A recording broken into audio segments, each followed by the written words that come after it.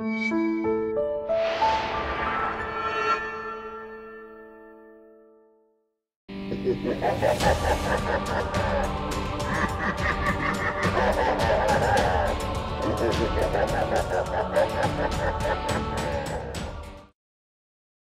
everyone, welcome back to Marvel Mania. I am Captain Logan. And I'm Eric. And today Eric and I are going to watch The Amazing Spider-Man 2. Wow, can you believe we are already here? Yeah. Already to 2014 and to The Amazing Spider-Man 2. How little came out in between.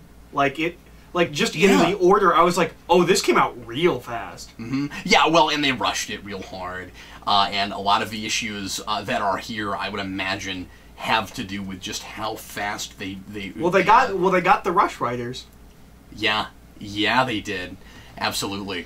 The more I have since then, not that I've watched a lot more stuff that they've written, but I don't know that I was at the time that I was so anti-Orsi Kurtzman until after I said, but then Darkness. No, I was leading into this. Yeah, I'm trying to think. I'm trying to look back, and I think this is the best thing they've ever written. Because I was gonna say, what I was gonna say is, I might watch this again and have a different perspective after realizing I don't tend to like these guys as writers.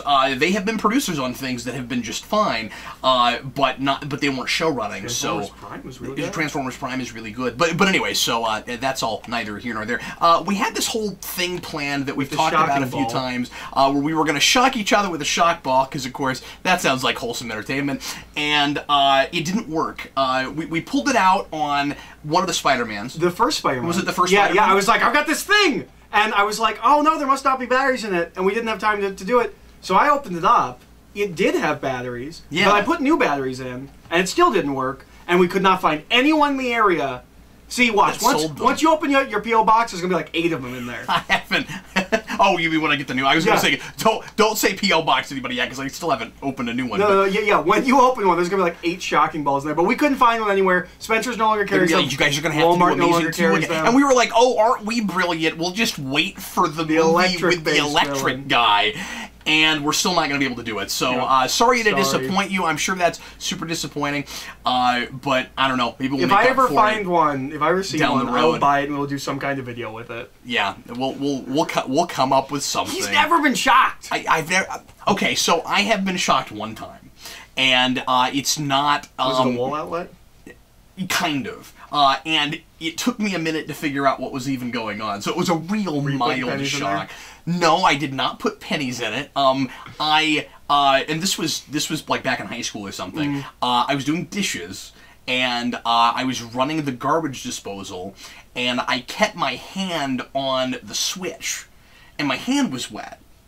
And I just held on to the switch while the garbage disposal was running, and I was like, I'm experiencing this strange tingling sensation in my arm. I wonder what that is, and I'm just keeping a hold of it as I'm trying.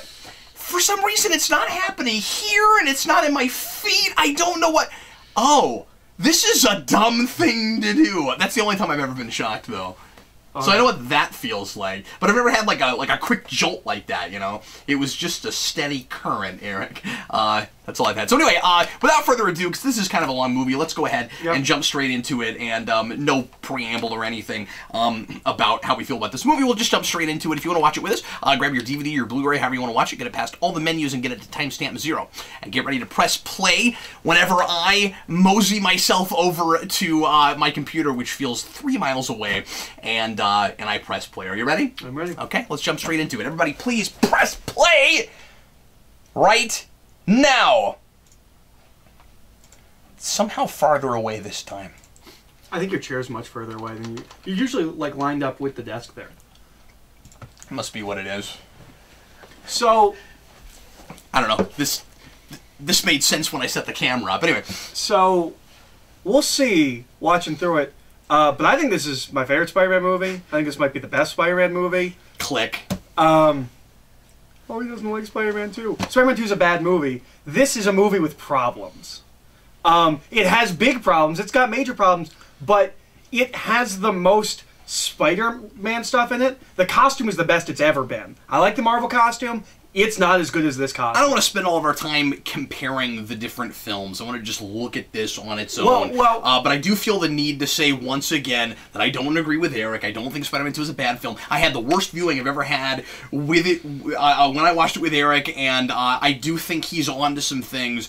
But for the record, I'm not going to call that a bad movie, if that matters to anyone. But let's just look at this, and not that we can't make any comparisons at all. I'm not giving you rules, Eric. I like the relationship stuff in this. Yeah. I think the action's the best it's ever been.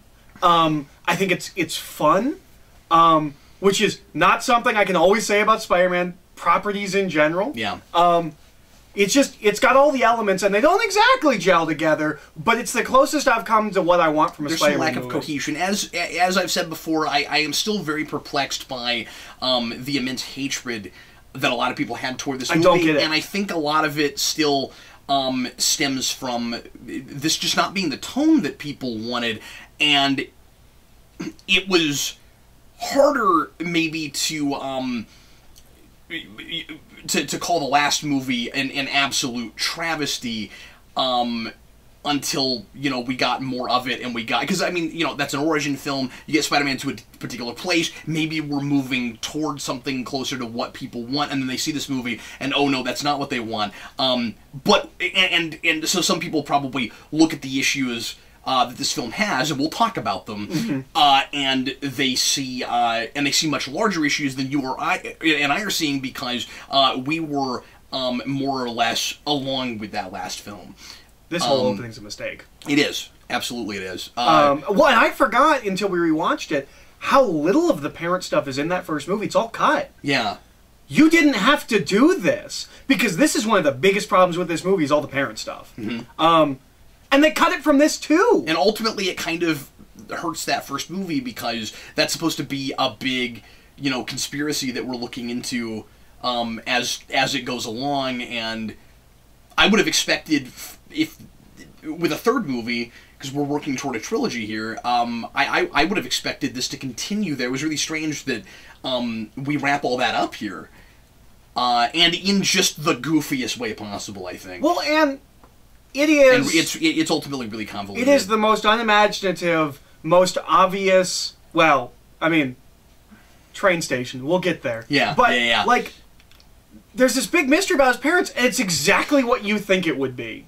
So why are we wasting time with it? They helped work on this project, they felt bad about it, and so they left and they were murdered. It is exactly what you would think it would be. They're not out there somewhere. His dad didn't turn out to... be, you know, secretly working with Osborn in like a, you know, evil bad guy capacity or something. Yep. He wasn't like mixed up with the mob or something. It wasn't whatever this universe's version of S.H.I.E.L.D. might be, which is of course the comic book version of the parents. Yeah. Well, and we can't... None of those It's a real good thing they didn't open that drawer. None of those things sound interesting to me either. And that's the problem, is I don't know how to make this compelling. Yeah, I don't know what I would do, but this is the most obvious and generic. There is an attempt, of course, at paralleling Peter with his own father. And like that's the best you get, I guess. You've been on an airplane, yes? Yeah. If you want to, you can bust through one of those doors. Those locks are nothing. No. Okay, she did. Okay. All right, good. We should mention this is not a film either of us have gone back to a lot. Or have you? I've probably seen it 2 or 3 times. Okay, not a lot. But that's what I mean. We don't like know this film really, really well. The last time I saw it was probably when I did a commentary with Dan. How long ago was that? Right after it came out. Okay. Oh, you guys did a commentary like right after it hit DVD. Yeah. Oh, interesting.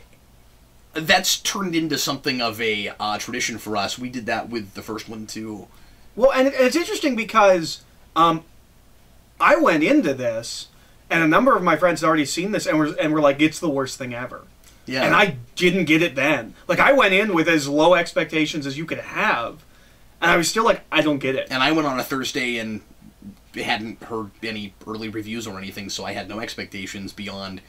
what I knew about the film from the 11-minute trailers that Sony put out, and there was something going on with work or money or something that I wasn't able to see it till a couple of days later. Now let me ask you this, because this, and it's really hard, I guess, for me to watch this movie and not just talk about how it was received, and obviously we want to get away from that. But how much of that do you think had to do with how really overly sold this was, how overly marketed it was? I don't know. I feel like people had. Do you think it was too in our faces? I mean, I don't know. I feel like. Well, first of all, it was too on our faces. Yeah, I think we can and all they agree showed with too that. much. I think we can all agree with that. But do you think that had anything to do with how people perceived it? I think a lot of people didn't like that first one. And a lot of people decided they didn't like that first one before it came out. And then it came out, and no matter what that movie was, they were going to hate it, and they did. But other people went into that movie with open mind. That seemed more polarizing than this was, right? That was more of a Man of Steel kind of situation. But I think a lot of people went in and ended up disliking it for whatever reason. And they already didn't want this movie. Yeah. So I think that's part of it. But no, I have not been as befuddled by the reception of a film as this since Speed Racer. And that's a little bit different. I like this movie. I love Speed Racer, and I didn't see it for years. Because all I saw was one of the worst movies ever made. That's why I've never watched it. I think it's a great movie. If you take it on its own I'm just terms. not a Speed Racer fan in the first place, so it's not a thing I would have been compelled to rush out and see. I mean, I was curious about it because of the Wachowskis, but... And I was also curious, and then everyone said, worst movie ever, and I didn't see it. I hate this opening shot. Where is he falling from? But I don't mind this new theme. No, it's good. But this movie, I don't think is amazing. It really sets itself apart from the obviously from what we did before, and I don't like that score very much. And from the Elfman stuff, isn't this? It's a march. Isn't this a movie? Yeah, absolutely. And of course you were already brighter because he found himself in that last movie. This is kind of what I think the end of the first film should have looked like. And I love this costume. Yeah. But didn't Zimmer come in and help out with this score? I don't remember. I feel like I remember that. But yeah, with Speed Racer, it's very much a case of, I think that movie is brilliant for what it is. If you take it on its own terms, I don't get why everyone hates it. With this movie, I know there's problems, and I get that. But the fact that everyone was like, one of the worst superhero movies of all time, worse than Spider-Man 3, that I don't get. People hate the Rhino. I think he's so much fun. I don't remember hearing anybody talk about that. Yeah. There is a real jarring kind of tone shift from that first movie, given the fact, and I think a lot of that is because it opens with precisely the same tone with the parent stuff, because of course we have to be consistent. Well, about and that. there's major tone inconsistencies in this movie. Going in the and yeah, absolutely. But this is the last thing you expected right after you saw that, and I mean, it's trying to let you know what the feel of this movie is supposed to be versus the last one, and that we're not making exactly the same thing. It's going to be a different kind of movie, and weirdly, I think it's trying to riff on Raimi a lot. Yeah. Oh, and I love his theme. I love the electric. But I remember just the way this is all shot, and I'm not having this as much now sitting here watching it, but the way that chase is shot and the Rhino freaking out and stuff, this seemed insane to me in the theater. It seemed just totally nutso and out there. Because if you compare it to what we did in the first movie, it is. Yeah, oh, absolutely. Well, and he's a cartoon character. Yeah. And that's part of the thing is, people hate him. I don't hate him. He's a cartoon character. Yeah. But is this a cartoon? That's the problem. Sometimes it is. I think sometimes it is and sometimes it isn't. And sometimes it's another serious relationship drama, and sometimes it's a conspiracy thriller, and... Well, and you can blend some of those things. And Andrew Garfield came out and complained hard about just this cut of it. Yeah. He swears there is a better cut of this movie. I'd like to know what that looks like. Yeah, me too. I'd like to know what's missing, what... I do get a sense of damage control from this movie. Mm-hmm. Yeah, no, we absolutely went with a much lighter tone for the most part. To the degree of what we're seeing with DC right now, but it is, we are being really reactionary.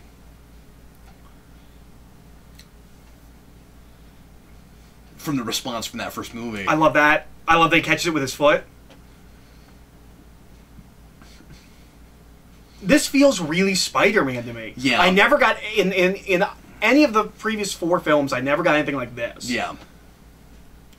This feels like it could be the opening scene of a Spider-Man cartoon. Yeah, and I feel like we kind of got him to that place in the last movie, minus the ending. Mm-hmm. But now it's, I mean, he is certainly brutish.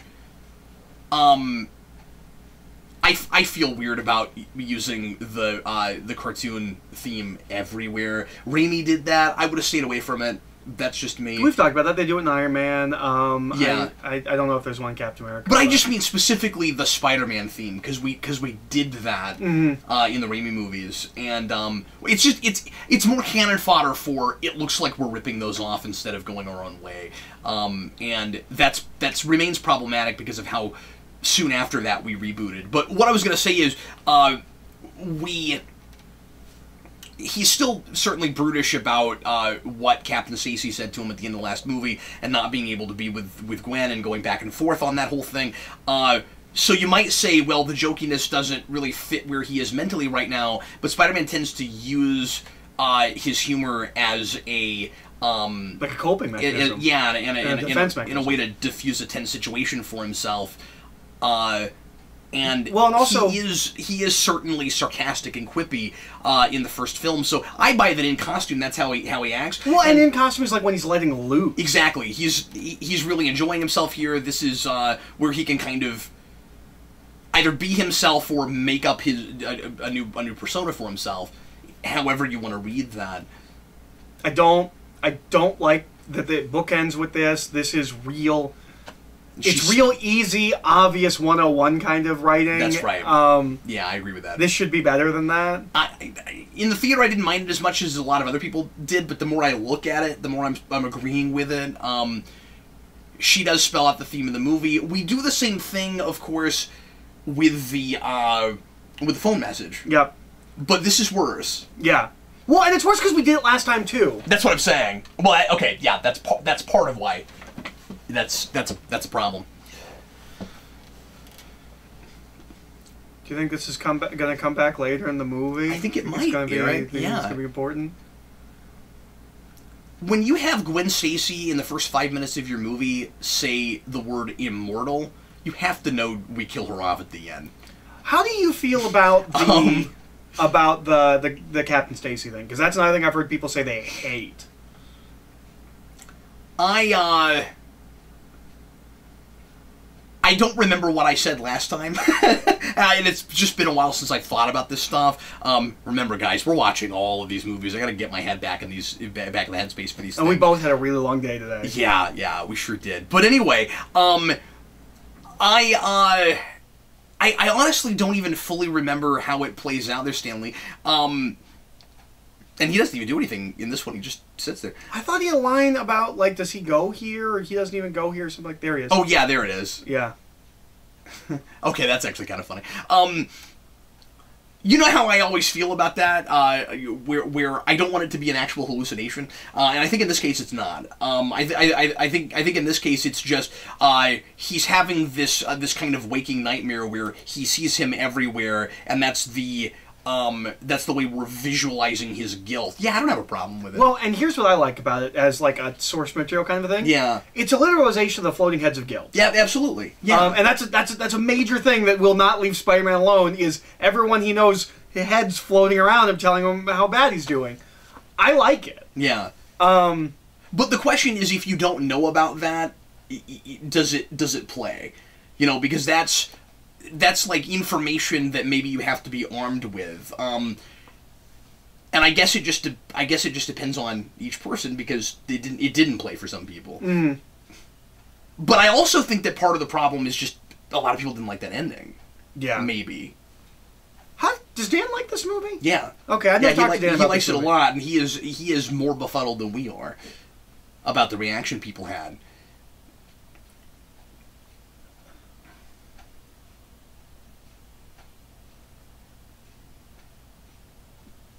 But yeah, when I said I couldn't remember how that plays out, I just don't remember, like, how it goes away and all of that.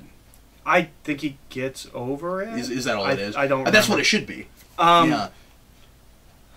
So this was a thing that I wasn't sure about when I saw it. What was the point of putting him back into high school if we were just going to have him graduate again? Well, we didn't do it all in one movie. No, but we immediately do it in the second movie. We have him graduate again. Like, now, the college thing does play into the plot of finding colleges. So, like, it works for the movie, but I do think it's a little weird that we made this big deal about going back to high school because the Raimi movie skipped over it. We did it for one movie, and then...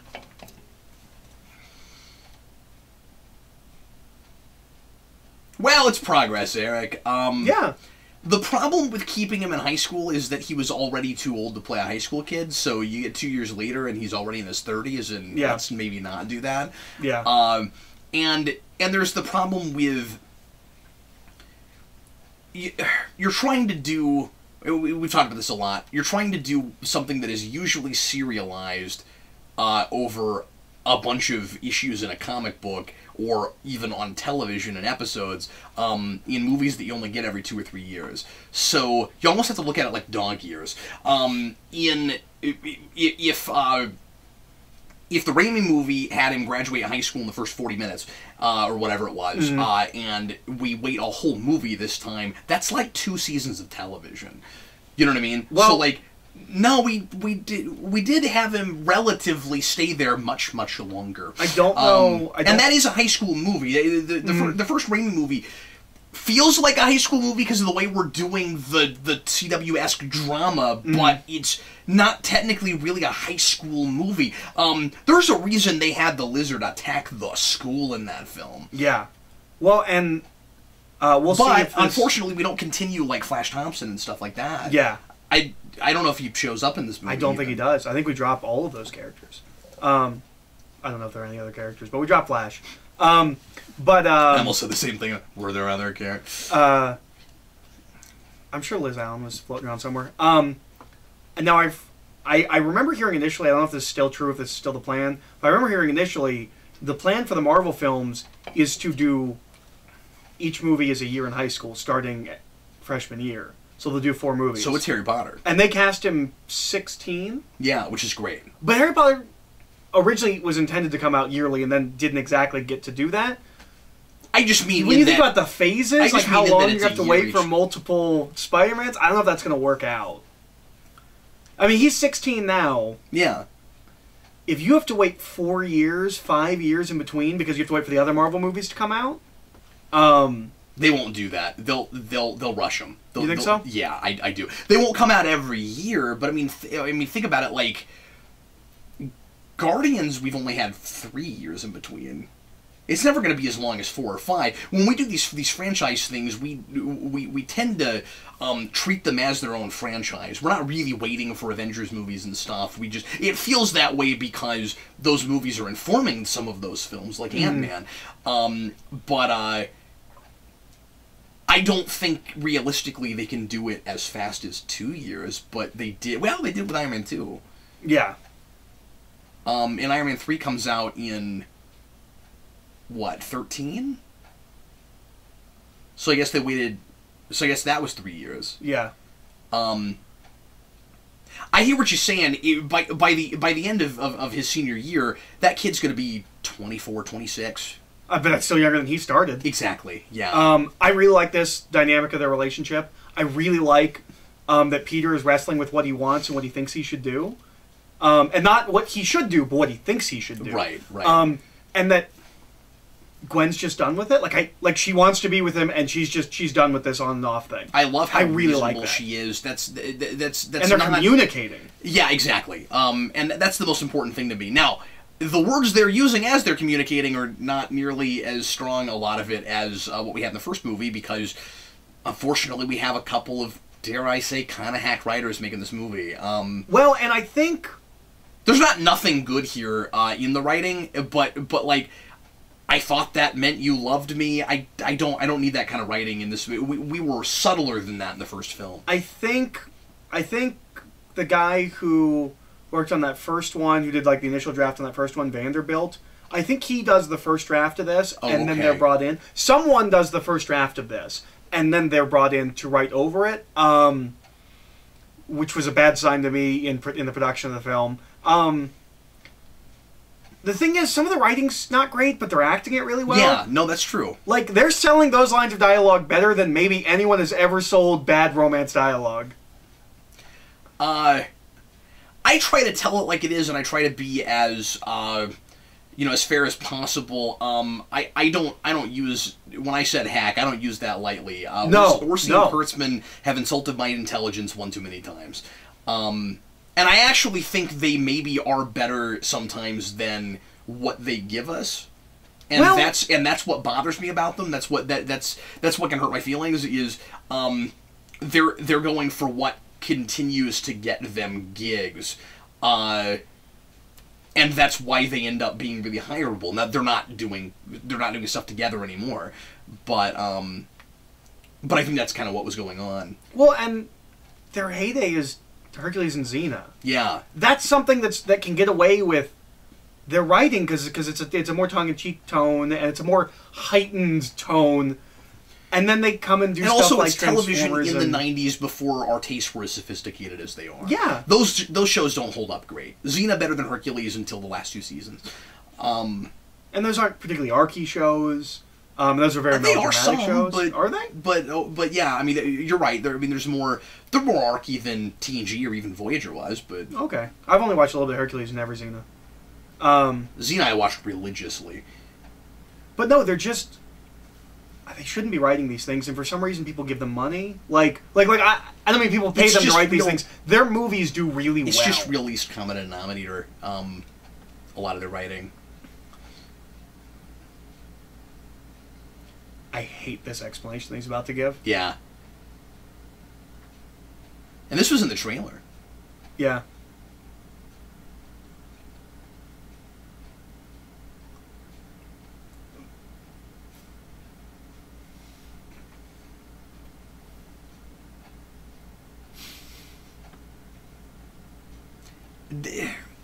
This is just a dynamic I don't understand. I need her to ask more questions. We'll get into that. Well, especially because at the end of the first movie, it seems like she knows. That's the problem. And now maybe the way they think they're playing it, I just don't think it's really working. Maybe what they think they're doing is they're having her ask a question, but then not work harder at getting the answer because she actually really does know the answer. Mm-hmm. But if memory serves, it becomes increasingly clear throughout the film that she just doesn't actually know. And we're going to get it just doesn't seem one or two more of those scenes in the last movie where he can't begin to come up with any kind of explanation. There's something with the laundry. Yeah. I watched the flag. The American flag. Yeah. Again, the way they play it is funny, but I'm not sure about the script. Yeah. I'm not sure about the writing. So there's a whole thing cut here with his mom. Do you know about that? Have you seen those scenes? I don't think I ever actually watched them. I knew there was some stuff missing. Yeah, it's weird because when you watch the deleted scenes, it's happening right here, like in between what he's saying to himself. He has a mom that's like 6 feet away that's like yelling at him and dying. Oh. Yeah. So this is supposed to be disturbing. Yes. That he's ignoring that because... Well, and she's very the mom from Carrie. Oh, okay. Where she's very belittling, and no one will ever like you, and this is pathetic. And I wish we had that, just so that we would have some kind of an explanation for how he got like this. Mm-hmm.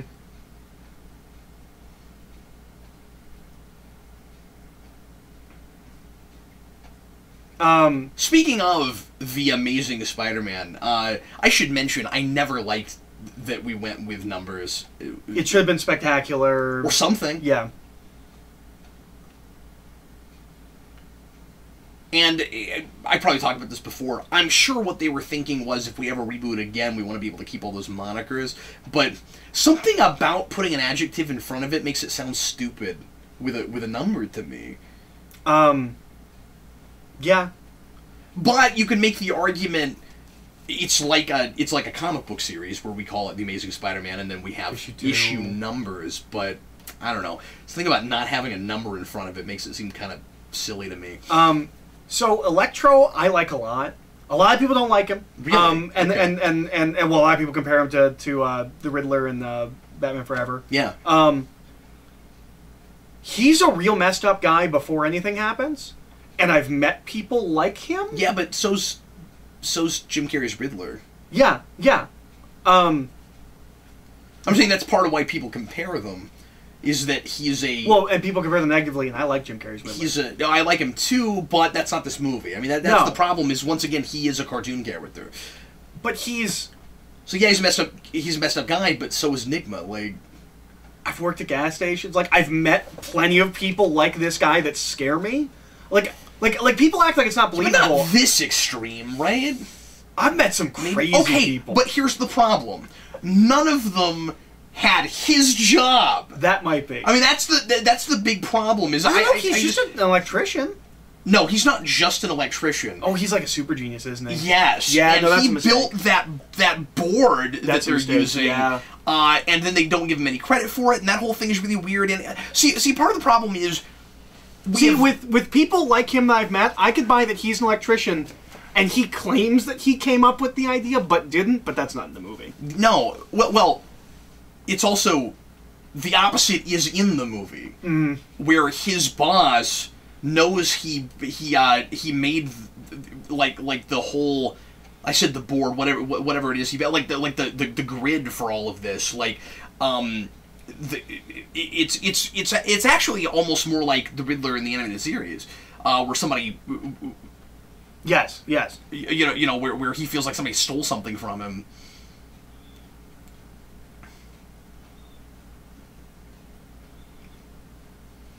So he designed the power grids. They stole them. I mean, I guess unless he just thinks that. And if that's in the movie, I think that works better because. Yeah, that's a good point. I guess I just assumed that. No, I always have was telling us that he actually really did do that, and that his bad luck has a lot to do with his really antisocial nature and how how outside of reality he is now. Yeah, no, I always assumed that too until, like, I was just saying, where, like, I've met people like this who have informed me that they did these great things, invented great things. Mm-hmm. If he's just crazy from the get-go, that's even more realistic to me. Like, there's a lot of weird people out there. Yeah, sure. If he's just like an electrician who thinks he's really smart and is doing these things... Yeah, that's better. It's not in the movie, though. No. That's me reaching. Well, it's not in the movie either. I don't know what's going on with Electro, to be fair. I still have a hard time not just assuming he designed the power grid, because that just seems like a... But he doesn't do anything super science smart later. He seems like a dumb guy this entire movie. Yeah, he doesn't... I mean, does he use that knowledge and intelligence when he's Electro to do anything? I don't think so. He goes to the power grid and, like, zaps around. Yeah, which he just has the power to do. Yeah.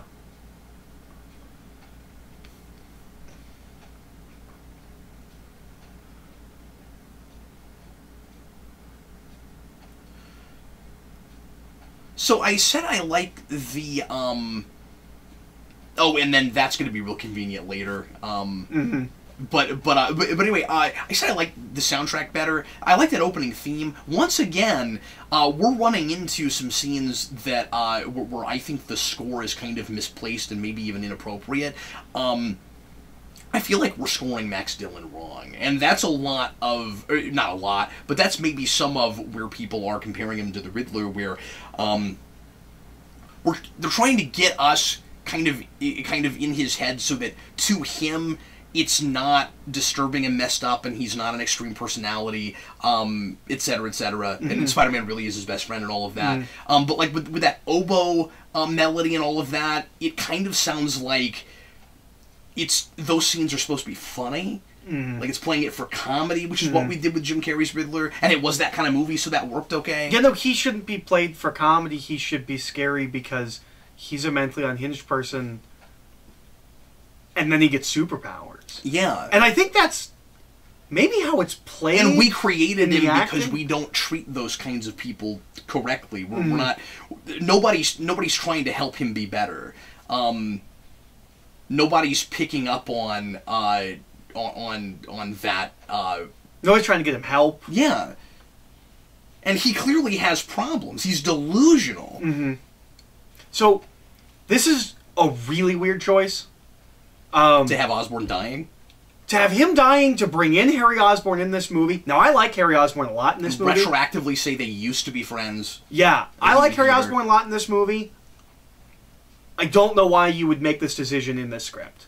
Like where do you even start with that? Other than, well, Gwen Stacy's going to die at the end of this movie, and we need a goblin. It's got to be a goblin. We established Oscorp in the first movie. We can't go 2 movies without seeing an Osborn.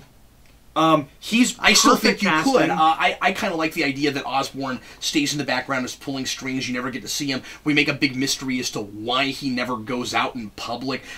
Wouldn't it have been really interesting if it was even another movie before we saw him? Obviously, we didn't get a 3rd movie, but we do some kind of like over the top science fiction thing with it, where like he's a head in a jar, or he's well, that's what we were going to do at the end of this movie. Yeah, that was the post-credit scene. Was that his head was in a jar? Oh, okay. But yeah, I mean, it might have been cool if, like, you know, his intellect was in a computer, or, you know, something like that, where we just have a totally different Osborn.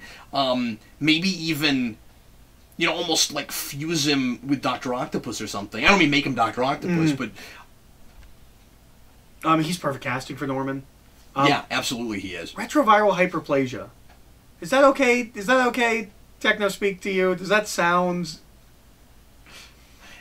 It's better than the really silly Latin Oscorpus thing that we do in the 3rd act. Oh boy, I could have done without that. I don't even remember that.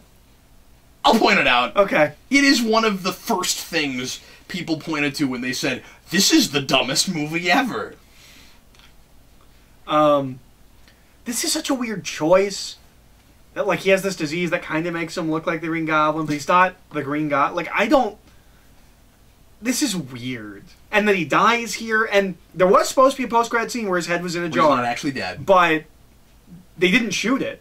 Or they didn't put it in the movie. Yeah, it's really strange. We see him in one scene, and then, I guess, in video from when he's younger.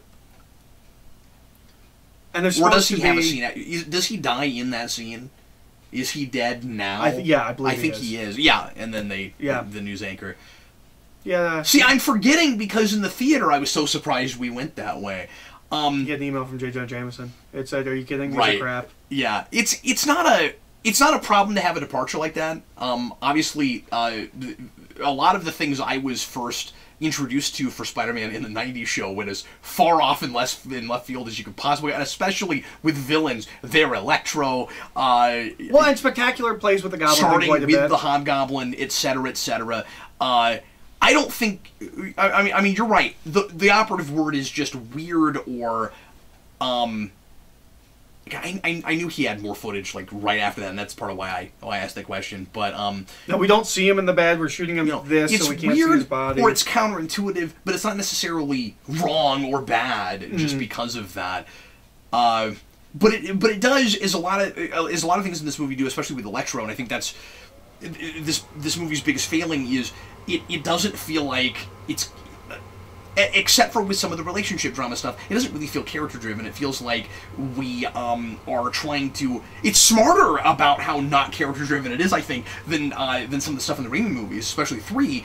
But there's a lot of manufactured and maneuvered things, moving stuff around in order to get us to where we've decided the plot points are going to happen on our storyboards, as opposed to letting characters' actions get us to those places at all. And that's difficult with a big commercial movie like this. I'm sure Sony had some mandates. I'm sure there's stuff that they had to have. I'm sure there was a lot of mandates. Yeah.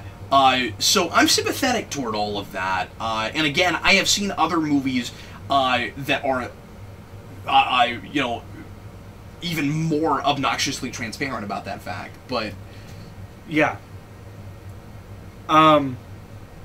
people complain about his origin. This. Mm-hmm. I don't know. I was raised on comic books. This isn't super stupid and silly to me. It's more realistic than his actual origin. It's just because real of how cartoony and comic booky. Again, it's just because of how tonally all over the place we are here, and we were in the first movie. As far as less so with that movie. I think that had a more consistent tone, but even there, that was not the place to do a villain plot trying to make everybody a lizard, and with this movie, it's just it's more egregious, I think, because it's every couple of scenes you feel like you're watching a different movie.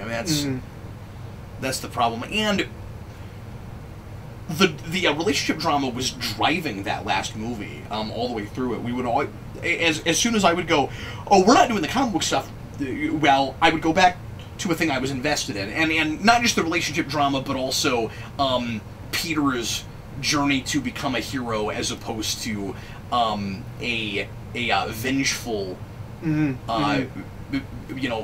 guy, which he very easily could have turned into. We don't have enough of that driving this movie. So what it kind of feels like is that, oh, there's that guy.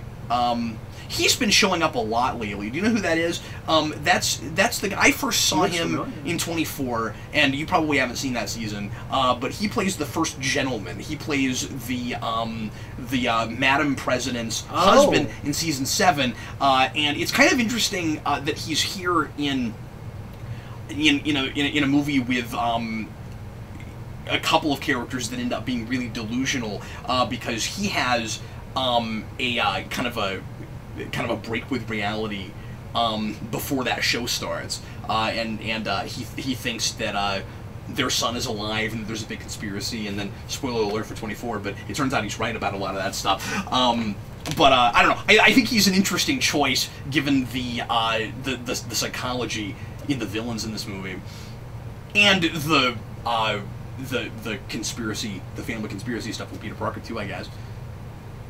That's probably not why he was cast, but all of a sudden I'm drawing parallels to that show. There's Felicia Maybe Hardy. She's in Rogue One. Oh yeah! That's crazy. Yep. That's crazy. She would have been a great Felicia Hardy.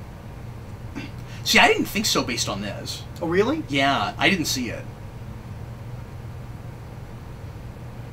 But I've now seen her hold her own in her own movie, and yeah, maybe so. I liked her in this. I don't know, she had some kind of presence I liked. This scene is kind of fun. This movie, I think, would have been one of the most incredible movies if they stuck the landing. They throw all of these balls up in the air, and they catch some of them, but they don't catch all of them. This is an interesting idea. He's not Lex Luthor. He's not, like, ready to assume his father's company, and he's just kind of coming in with a wrecking ball, and he's like, everything you're doing is wrong. There's a pretty girl over there, she's now more important than all of you. Yeah. No, that's cool. I like that. And she's competent and seems to know what she's doing. Mm-hmm. I like that he's not the bumbling Harry Osborn. Yeah, yeah. And I mean, the Raimi version wasn't bumbling either, certainly. But there's more to this guy. And I like that he's not just the son that coasted. Like he has ambition. He wants something out of life. And he doesn't like how his father did things. And I think he's good in this movie. I mean, he's clearly cast because of Chronicle. Yeah, that just takes me out every time he's on screen. It was kind of too soon after that movie. I mean, he plays it different. It's not like he's playing the same character. He is not a sad sack, real... No, but I got that scowl every day. Well, yeah, but then... the arcs are similar enough. I mean, it's not the same thing at all, but just, you know, that you got a guy who is kind of trying to do the right thing, who by the end goes nuts and ends up with powers, and I don't know. It is not anything like the same thing, but I think it's weird that we never explained that they were friends, or how they were friends. I guess it's because his dad worked there. Is that what that's supposed to be? His dad worked at Oscorp, so they hung out as kids? Yeah, or did they go to school together? I don't think so, because he doesn't know Gwen. And Gwen went to school. Well, I mean, I don't know how long Gwen went to school with him. Yeah, I just can't remember if there's a line about it, but I've been looking at this dialogue and I didn't see anything about that, so. They do generally, they do genuinely act like old friends would act. They have a really good chemistry. Yeah. Maybe Andrew Garfield just has good chemistry with everyone. I think he does. This is what a crazy person does, and not a human being. But that's consistent with how he played him in the first movie, but also that's what he would do, because he has spider powers and he just doesn't think about it sometimes. You know, this is a really agile guy who can stick to walls. When he's not thinking, that's actually maybe important, right? He's letting his guard down, and this is a guy that he can let his guard down with, and of course that's going to bite him later. Because anyone that's important in this universe works for you. Yeah, but at least that's a thing we established already. But yeah, that makes this whole thing even more kind of coincidental. I think that she was working there in the first movie, and that they used to be friends, and his father worked there, and that's all kind of convenient. It's not as convenient as picking up the sheet with the double zeros, but with the null zeros. But there's a line reading that's about to come up that I use all the time. Because I think it's not even a good line. It's just a funny reading, and I try to emulate it, and I'm not good at it, but I do it.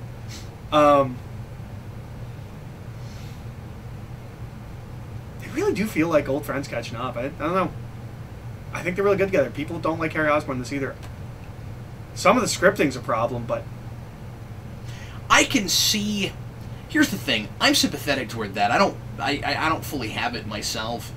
I can see people looking at him and thinking he just seems too emo, or, you know, where exactly are the dark circles under his eyes coming from? You know, that sort of thing. He looks like he was cast because he looks kind of evil. Like I can see why people would think that. That's the line where he's like, just one Spider-Man or woman. We don't know. I say that. I think it's funny. I actually like that line. Although I just noticed that he said "for sure" at the end of it. He goes, "We don't know for sure." It's just a weird line reading, and I think it's hilarious.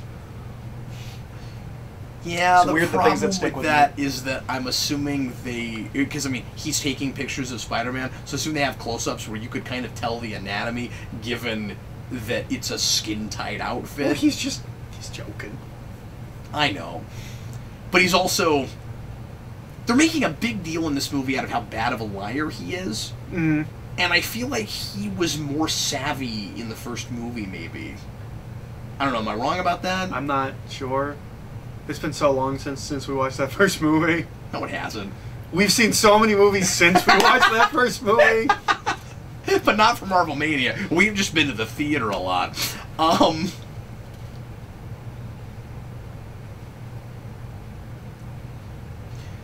I mean, and it's kind of even harder for him in the first movie because he doesn't really know how to control his powers yet, so he keeps doing things that people should notice, but they're not.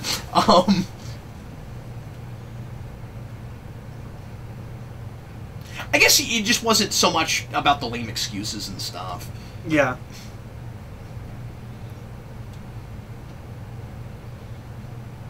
But I'm just saying, like he's saying things like maybe it's a woman. That's obviously like trying to deflect suspicion and stuff. I think it's just him being funny. I don't know. That's how I read it. I mean, at least that's how it is for the audience. I don't know. Yeah, but that's all. But that's got to be part of why you would say a thing like that. Is all I'm saying, right? Who brought him in there? Because I mean, he is Spider-Man, so you're gonna be thinking about yourself if anybody brings up Spider-Man.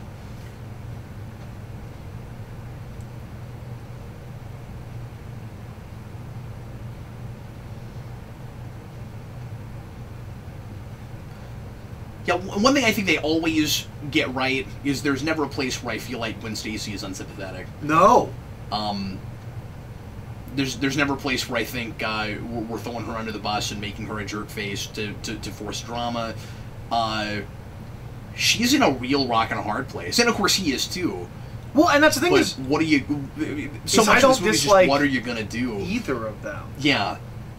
That's what they do so well, is that it's life. Yeah. They're both having to make hard decisions and trying to figure out what those mean for them have heard together. People say, and I saw this even in the comments the other day, but this is not the first time I've heard this. And I don't understand this, and I need you to explain it to me.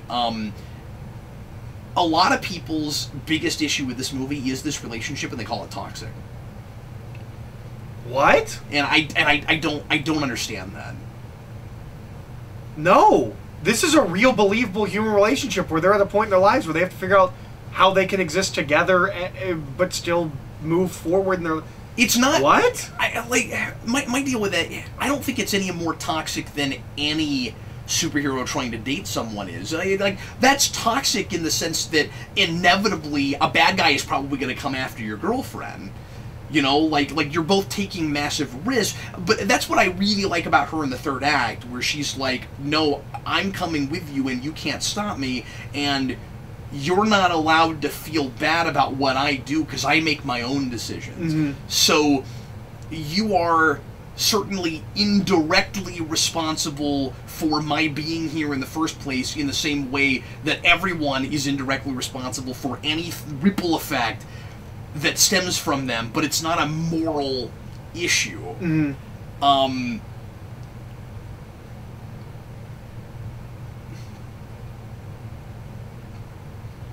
But like, what is inherently like damaged about? They're a good couple that have to figure some things out. Yeah. What are people talking about? Did they see the Raimi films? Like, or most superhero movies? Yeah, because that is a manipulative relationship, and that's not what we have here. These are two people just trying to figure things out.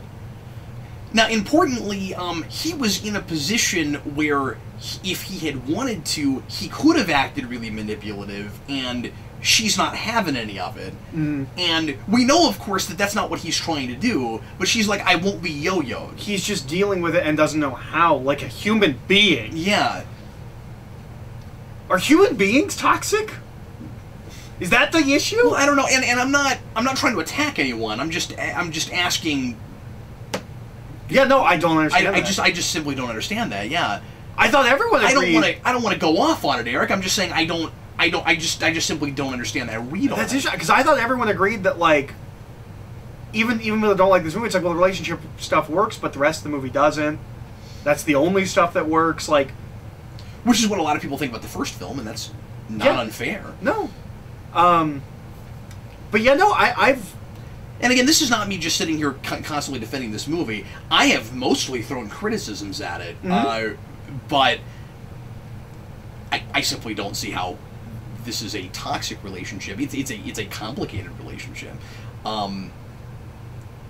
If you're him, I don't know what the right thing is to do. Yeah. I like that situation, and I like that. Because I wasn't sure about that ending. I talked about this before with Amazing Spider-Man in the theater. I didn't know if I wanted to have to deal with this. A lot of it's just a taste thing. Do I want that thing again? But I like that he doesn't know how to deal with it. It is not it's not a standard movie thing of just like, I have taken a stance. I promised this thing, and then that's all the He feels bad, and he doesn't wanna. And in fact, that is a direct, probably intentional departure from what we did at the end of the first Raimi movie. Because that is, I can't be with you. I'm sticking to my guns.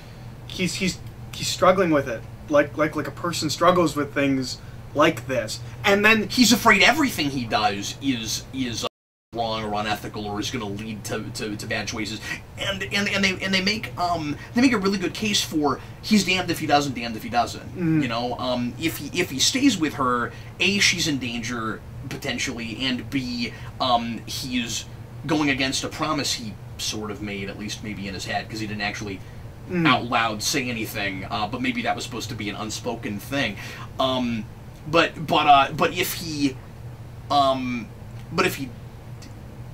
doesn't, go with her, then he is taking the choice away from her because he knows what he wants, and it's to be with her, and that's not right. That's not fair. Well, and I think that this is an interesting, because this is a thing that happens to couples all the time. Mm-hmm. Especially right out of high school. And then having to figure out what to do with that. I and think that's why all this relationship and that's really why this works. story has to be a college thing, or post high school. I really like, once again, we just have characters that are being reasonable, they're actually weighing choices, thinking about what they really want, versus how it's going to affect the other person. They're not being written like characters where they're just, I'm making this decision. They're dealing with things.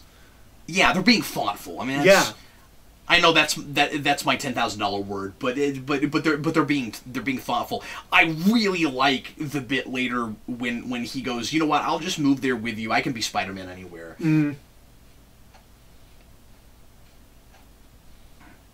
I really like his theme, especially when we get to the actual talking bits. Yeah, I really like it. Yeah, that is really cool.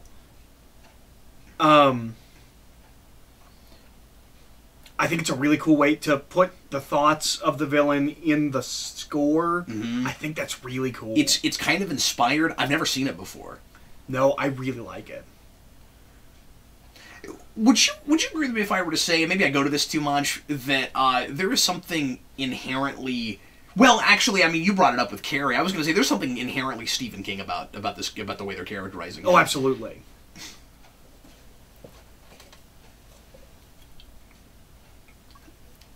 I would not be surprised if this was the kind of villain Stephen King would write if he wrote a superhero story. Which I would love to see him do. Obviously, he dances around it all the time. Around it all the time. Firestarter is a superhero origin story. I've always said that. Carrie kind of is. He's a villain origin. Well, I mean, and Chronicle goes back to Carrie real hard. Oh, absolutely. And Carrie dies at the end, but so it's not an origin, but it ends with a government organization like being aware of this, and like you could do a sequel to Carrie or another story in that universe. Oh, sure. Well, it's kind of set up. Of course, you can do that with Firestarter too. Yeah, they could be in the same universe. Because it's government experimentation. And Shining's similar. Well, I guess it's not government in Firestarter, is it? I forget. I think it's I've never seen it read it. I think it's a corporation in that, but I can't remember if they're like government funded or not.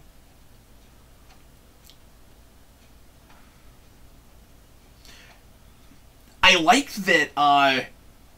This is kind of interesting. I guess I am comparing these things maybe a little bit too much, but given that my biggest issue with the Raimi movies is lack of communication, I kind of like that. That's Electro's whole thing is that nobody's talking to him. Well, and I like that Peter and Gwen are talking through it. They're not even just dealing with it on their own. Yeah, they're talking and trying to figure out together. Like a couple. But I also, just with Electro, I also like that Spider-Man tries to talk to him, tries to talk him down. He doesn't just immediately attack him and try to take him down. And I mean, we do that kind of thing all the time in the comics, but it's not a given. I don't think in a movie like this. And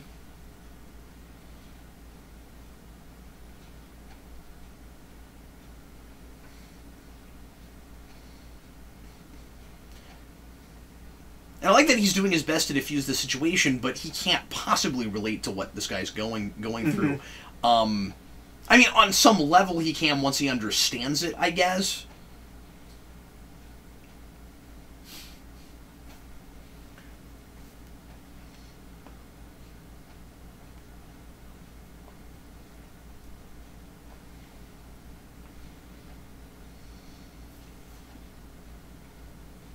I really do wish the mom thing was in this, regardless of how well it was handled. Because, again, I haven't seen those scenes, so I don't know. I don't remember how I felt about them.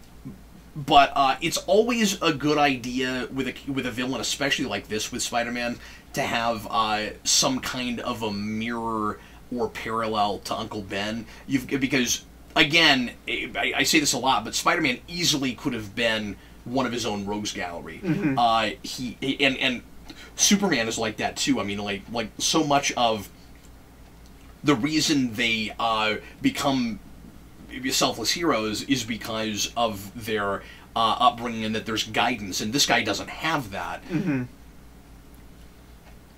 Well, and certainly for, you know, Peter's a gifted kid, and he needed a very specific kind of upbringing. Max is off, and also needed a very specific kind of care that he clearly wasn't getting. Well, and that's why I want to know more about his background, because I would argue that he doesn't get to where he is.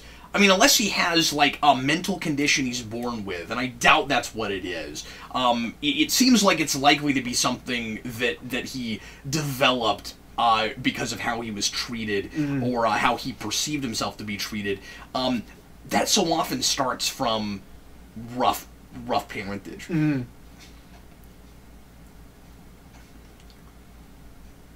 Somebody had to have told him he was worthless. Yeah, well, and his mom does all the time in the lead scenes.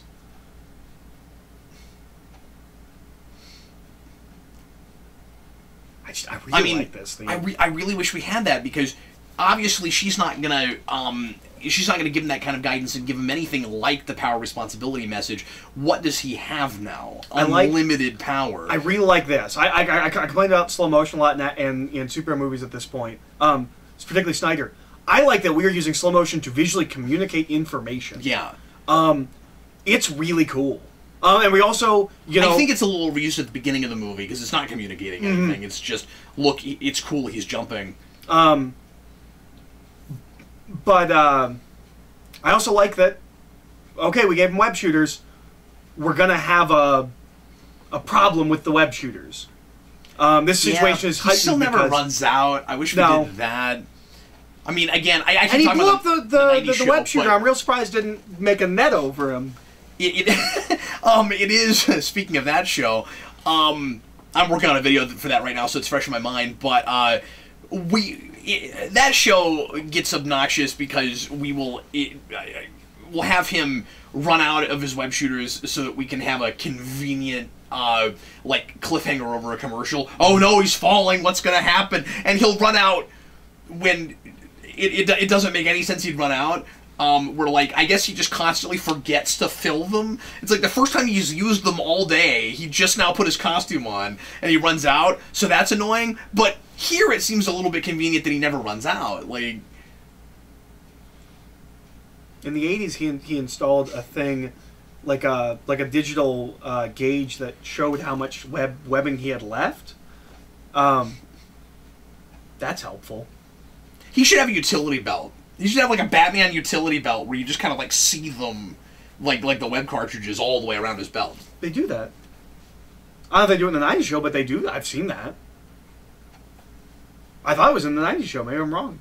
But I know I've seen Spider-Man like that. You don't see him pull them out. But, I mean, like, he should be able to put, like, 24 or 30 of them, like, around his waist. I don't think we've ever done that. No, I've definitely seen them. Really? Okay. Yeah. You wouldn't run out very often if you did that.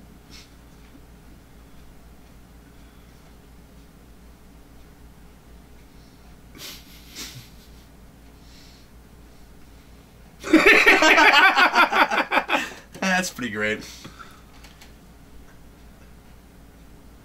Yeah, and I think the comedy works better because of the out-of-costume drama, right? Mm-hmm. You know, alluding to what we were talking about earlier.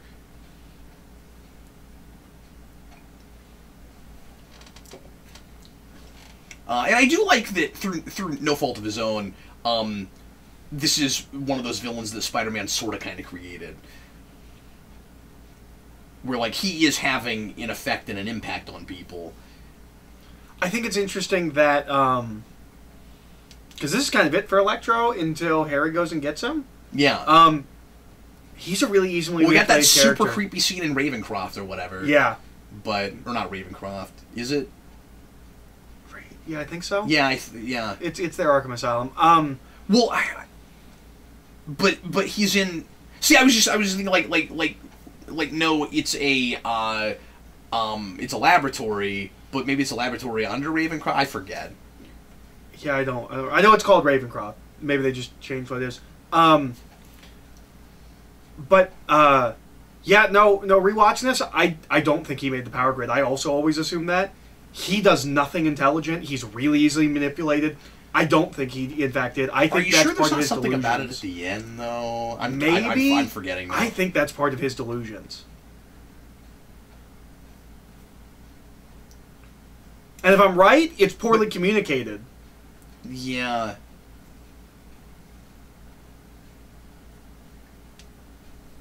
This is also a thing we did less in the first movie, but the music really harkens back to 500 Days of Summer.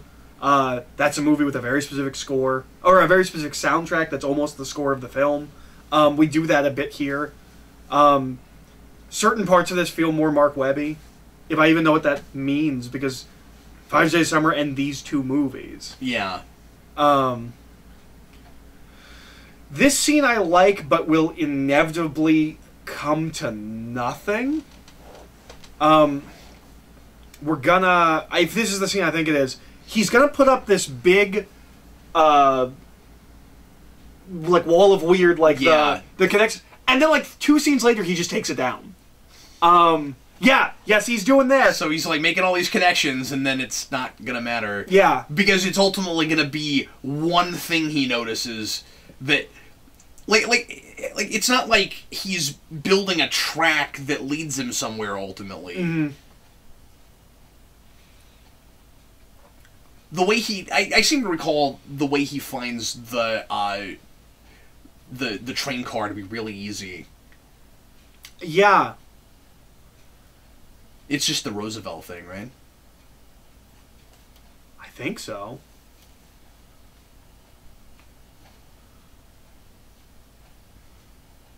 Well, that's just impractical. You wouldn't put it onto your door. Although, he also put up a sticky note from Gwen, and that doesn't really have anything. So I don't know if it's I think that might have been his. really. I think that might have been his. Because it just said, do I have to lose you too? Uh-huh. I don't know if that's... Is that something Gwen gave Yeah. him? Oh, that was in school, wasn't it? Or yeah. something? Okay. Yeah, because she lost her dad. That's... Yeah. Right. And she's afraid of losing him the same I think that way. might have been the first movie. Yeah, that's Okay, that's yeah. at the ending. Okay, yeah, I just forgot that. I think. See, now you got me questioning it, but I know that. No, I know it's from her. no, I think you're right. I'm kind of... Oh, that's thinking okay. in my head now. Yeah. Well, that's convenient. No, I'm real out of it. This is not a day to do this, but here we are, folks. Oh, you'd think my dad would have used that. Also, this disease is weird because his dad's, like, 60, and, like, Yep. it's just taken him. Oh, but he gets that... See, here's what's weird. Is the explanation is he gets that far because he's been experimenting on himself all this time, and that's why they're doing all of this, the Oscorp stuff, is it's him trying to figure out how to fix his mutation thing. My biggest issue, and I've talked about this in the other commentary, I'm trying to avoid complaining about all the same things, but... this is really Ortsman Kersey. Spider-Man does not need to know any of this. Yeah. The biggest... Yeah, that's a really good point. That's just for the audience. I want that guy to be played by Joss Whedon so bad.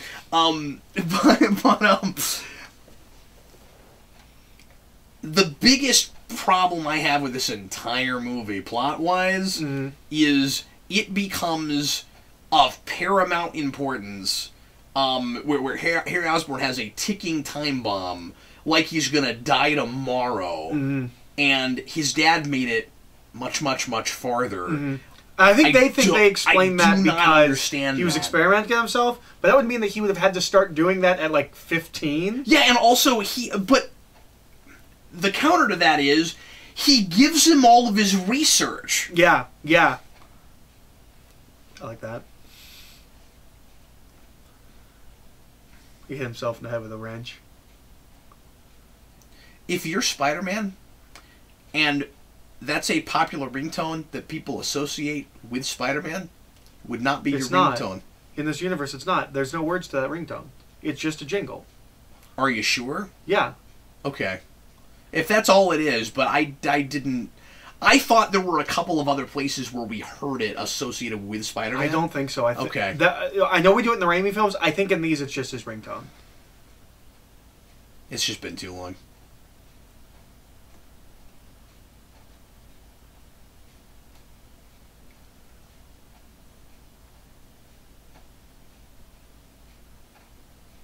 I like his desk. I want a desk like this. I mean, it's a Tony Stark desk, but I want one. Yeah, they're way behind. This is Tony Stark Iron Man 1 desk.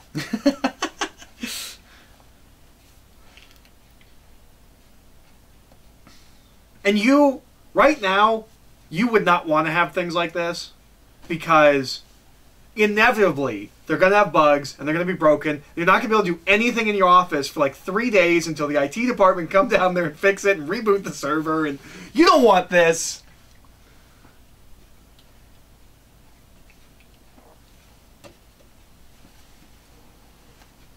Is that spider thing? I don't know. We're making too many assumptions. And this becomes a really weird counterintuitive plot point. I don't know why his mind would immediately jump to that. The answer must be in his... I mean, I'm trying to remember. Does he know about the trials with the spiders? But even if he does... he couldn't have necessarily connected that to that's got to be where Spider-Man came from, and that would be interesting, right? If he revealed, I'm assuming that's where those powers must have come from, and maybe even if he like went back and did research trying to figure out who would have been in Oscorp, like around genetically engineered spiders and stuff at a particular time, like when Spider-Man started to show up. Well, and I remember in the trailer there was a scene where Harry's talking to Peter and he goes, "Did you know Oscorp's having you followed?" And Peter says, "Why?" He goes, "Isn't that the question of the day?" Yeah. Yeah. Forgot about that. Is it possible there's another cut of this movie where he connects the dots from Peter to the spiders and... That's what I'm saying. Because that could be cool. These are the kinds of movies that need director's cuts. That I want director's cuts, where they legitimately think there's a better cut of the film. Especially because especially now, because they're not making anymore. This isn't part of a grander universe. It's not going to make things awkward moving forward. Mm-hmm. That's my issue with the director's cuts with the DCEU movies is... what's canon? That's the one place we're getting those. Yeah. And it's a shared universe. We shouldn't be getting those. No. I don't know what counts. But, like, it always bugs me when, like, a movie does well, and then they're like, and here's 5 minutes of extra footage, director's cut. I want a director's cut for this. I want a director's cut for Jonah Hex. I want these other cuts. But that's the problem. When we've been told that there's a better cut somewhere. And not enough demand. Yeah. To justify the supply. Unless you could convince... major companies like that to do a print-on-demand thing, and that's... I would buy it for that's hard. movie. No, I would too. I would for Jonah Hex too, just to see if there really is but I don't think you're going to get Sony to put out something print-on-demand. And the problem there too is you still have to pay to finish effects and things a lot of the time. It's true. That's true. And yeah, you and I would love to see a cut even with unfinished effects, but we still wouldn't be satisfied, I'm sure. I imagine you'd still be like, well, I wish the effects were done. Well, no. The big thing is, if there's a better cut of this movie, would be, why didn't you put this cut out? I would get my third movie.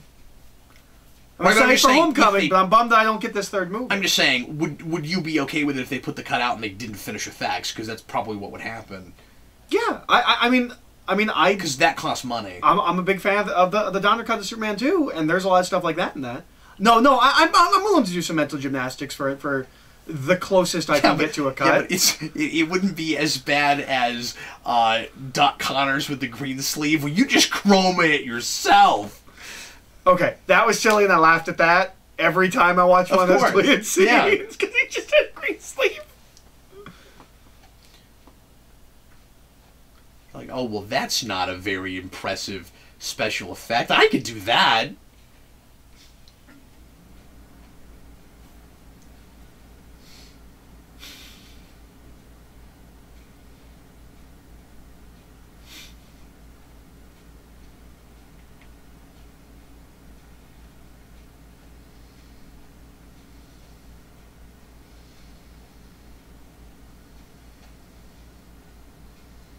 Yeah, she doesn't know that they're friends. What do you mean he's dying? Why? No. What I'm asking is, how would you know that, and why were you there? Yeah. Yeah, they said that he's an electrical engineer. I think he's just an electrician that works at that building, who has delusions of grandeur. You can't know that for sure. I'm just going off of the evidence of everything else he's doing in every other scene of this movie. Why wouldn't you make that more explicit? I don't know. There's probably a scene cut, but Yeah. why wouldn't you make that more explicit? Again, I might be forgetting something with this ending. Yeah,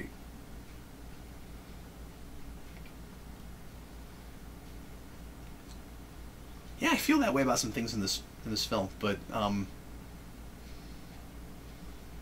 this does feel real crammed. Yeah. I think, and it feels like a movie that is trying real hard to be smart about the fact that it's as crammed as it is, if that makes any sense at all. Mm-hmm. Where it's going out of its way to try, and I appreciate this, it is going out of its way to try to make all of this as organic as it can, but it's not. It's not.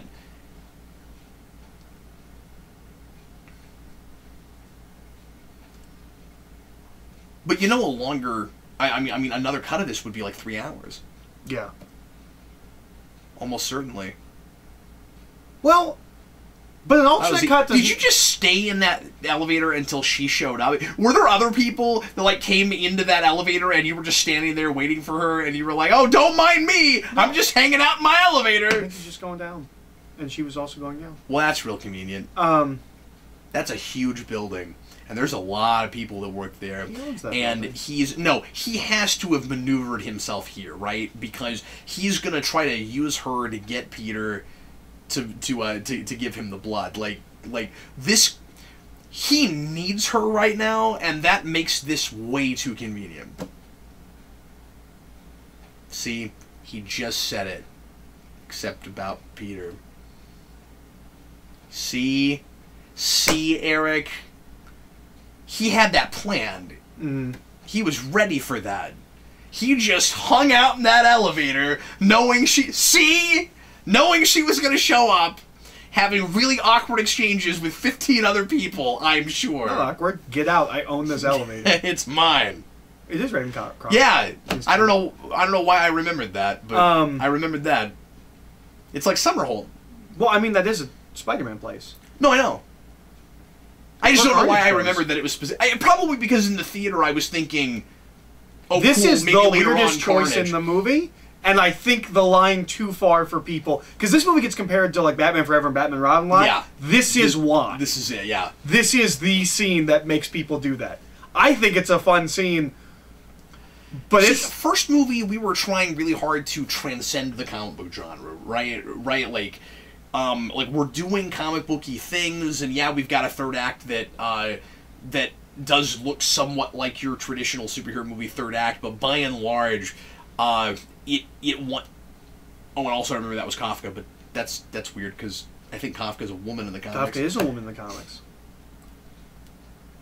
But here we're just steering right into crazy comic book land.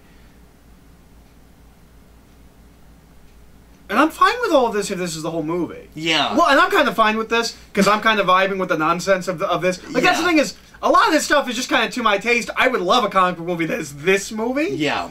The rest of this movie isn't always this movie. Don't you almost have to start there? I mean, that's the problem, is that you can't please the people that liked the direction you took in that first movie, and you certainly can't please the people that didn't.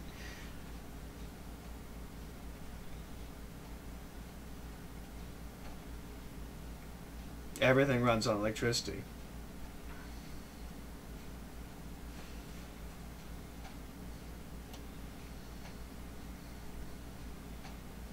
But I don't know, this scene is absurd, but I like it. Like, it's my brand of crazy, I guess. And I think that's why maybe I like this movie more than other people, is all of the things that people don't like how cartoony and weird it gets. I like the cartoony and weird. And I also like the relationship drama, so I'm liking both sides of it, even if they don't fully meet. Yeah. I can get Even that if people it's didn't not want quite this, but cohesive. it's a Spider-Man movie. I don't need it to be the most serious thing in the world. Like, I don't mind the silly.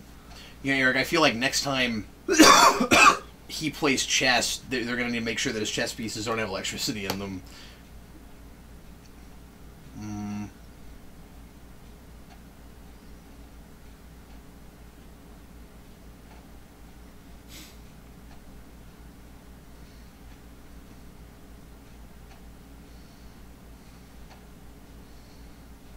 He's Electro. I wouldn't have put Don't You Know before that. You don't want your big, like, this is my real name speech to rhyme. Like, just say, didn't you hear? Don't say, don't you know I'm Electro. That's silly. That's a good point.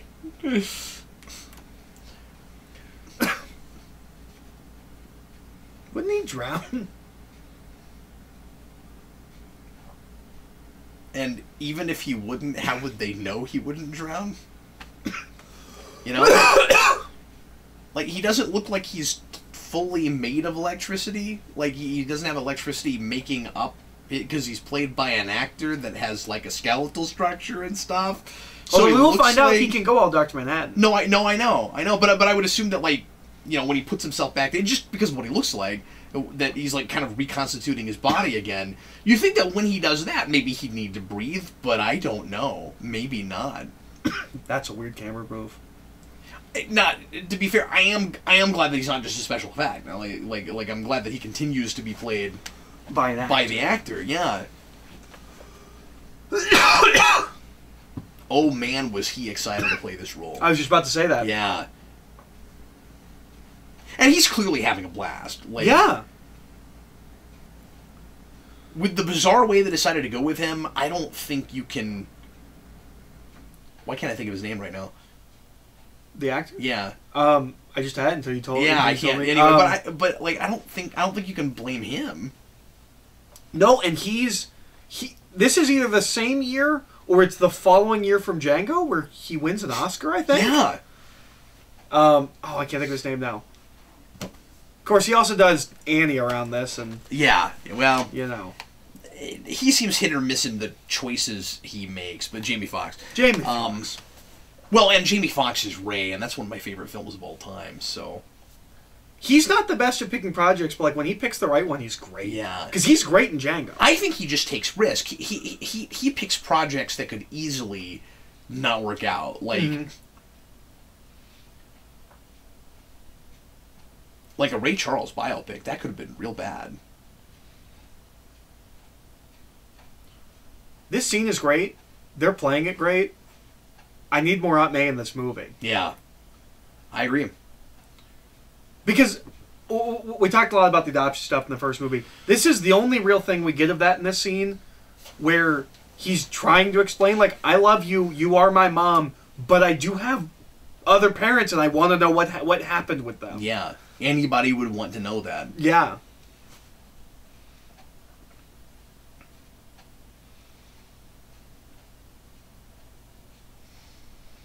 And importantly, Ben wasn't trying to keep anything from him. I don't think. No, I don't think so. He just didn't know all of this.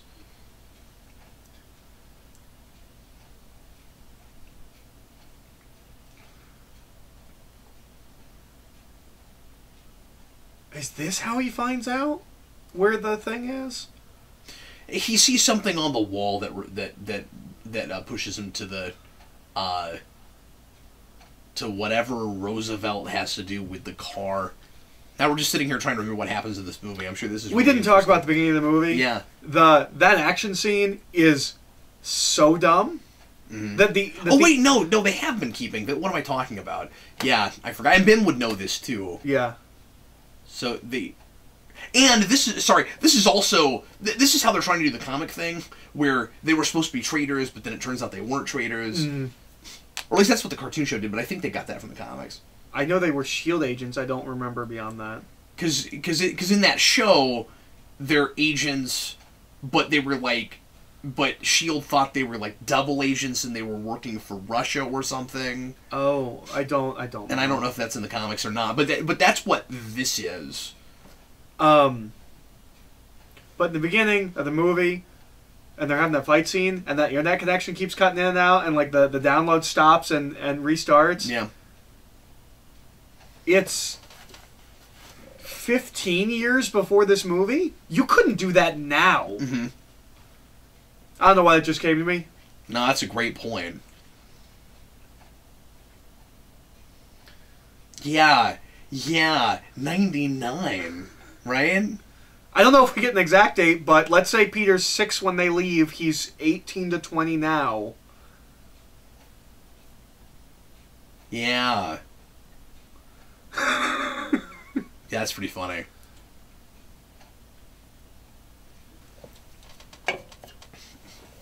Oh, well, this time he's not in barbed wire, so that's a step up from the last version of Harry Potter of Harry Osborn that he would have been a great Harry Potter. That brought Spider-Man to his apartment. He would have been a great. He would have been a great Draco Malfoy. That's what I was gonna say. Yeah. Did you hear that? I can't give my blood. I need it. I need my blood. The guy who plays Lupin is Ares in Wonder Woman. Really? Yeah. That's a cool pig.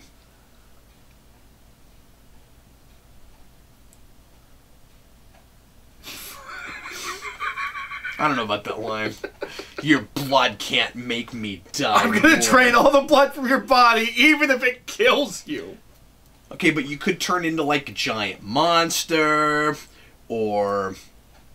Well, and here's the thing. Yeah, it could make you die more. It could make you die faster, because you don't know how long you have, but you're pretending like you have 8 hours. So there's that's my whole thing with this movie. I don't understand. There's a line there that is really good, that tells us so much about Harry, and the rest of the movie isn't built around it, and it should be, where he says, I don't want your money, and he says, everyone wants my money. That tells you something about the life he's lived and the people that associate with him. Yeah, that's true. Did that sound like it was a looped line? I don't know. It looked weird to me. I mean, it makes sense, because the way he was having to back up there and stuff, but... Yeah. Yeah. Well, I mean, that's real old school comic book, but it's not... Didn't they say that the condition like affects his mental health too? Yeah, and the big thing these two villains have in common is that they're really out of touch. They need to... Good Lord. They need to, They need to explain this all more. Like, that disease needs to be fleshed out more in this movie. Because that's all we need. Yeah. We need a reason that it is... Tomorrow he will die. Why is it terminal? Yeah. Or is it terminal? I think it is terminal, but we need a reason for why it's immediately terminal for him, and his dad made it to 60. Yeah. Because his dad had to make it to 30. That's what I'm saying. Before he amassed the wealth and scientific resources to do what he's doing. Get... He's desperate. I don't know where that comes from. Probably cutscenes. That he's that desperate. I mean, yes, he would want to get on that. He's dying. Okay, I get it. He has a debilitating illness that he got genetically that he just found out about. But he's had it.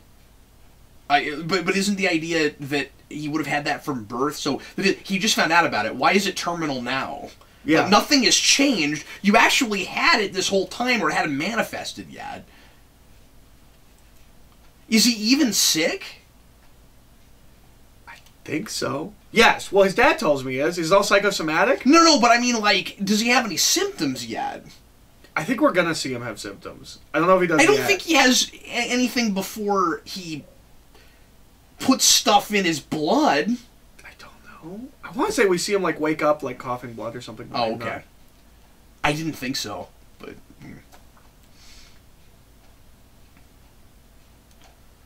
No, we're not there yet, but... Okay, you know what's weird with all of this? Yeah. What's his college aspirations? Where's he going? He's just as smart as she is. He's second best in the class. That's what we're told in the first movie. Yeah, and if he's not planning on doing anything, we need to talk about how he's made Spider-Man his priority. Yeah. Because... Which makes him going with her easier. I don't like this part.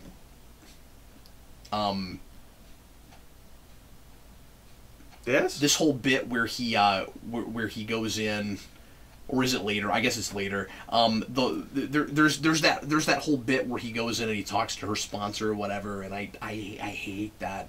See, now we're gonna tear this down. This thing that we put up 2 scenes ago. Right. If you're gonna do this, you need to have him put that up in the first 10 minutes of your movie, and keep coming back to it. Why? Because we did it 2 scenes ago, and the whole point is supposed to be that he's giving up. He doesn't care. It's not a driving force for this movie, for this character. That's a big deal that he's giving up on this. I don't know why he couldn't have just had it in the first place. I don't know why the movie couldn't have opened it. He's got it on his wall now that you say that. And it's so contrived and convenient. There are ways to make things like this work, but this is not one of them. Yep.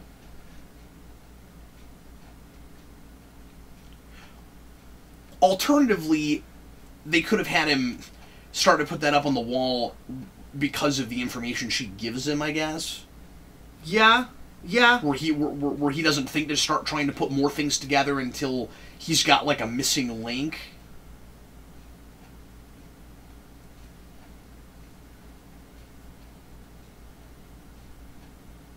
Does anyone know if that's a real thing? Oh, it was the tokens that made him think of the okay. Because the tokens say like D train or something like that.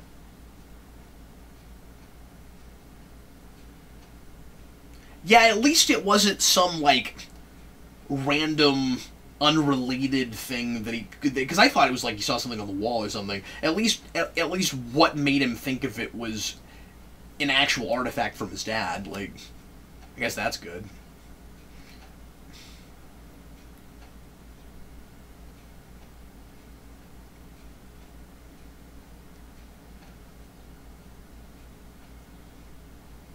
See, I like him here, and I like how he plays it, but we need to get him here better. Yeah. I like where he is.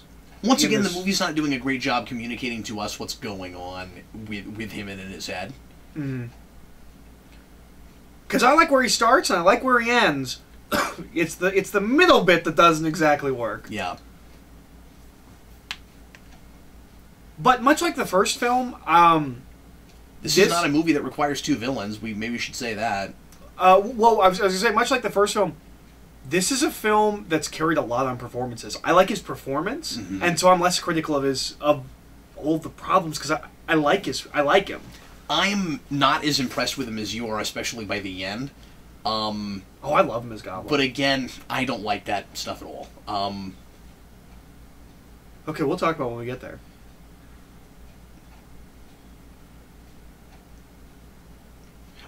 But again, I'm not thinking as much about the performance as I am the choices.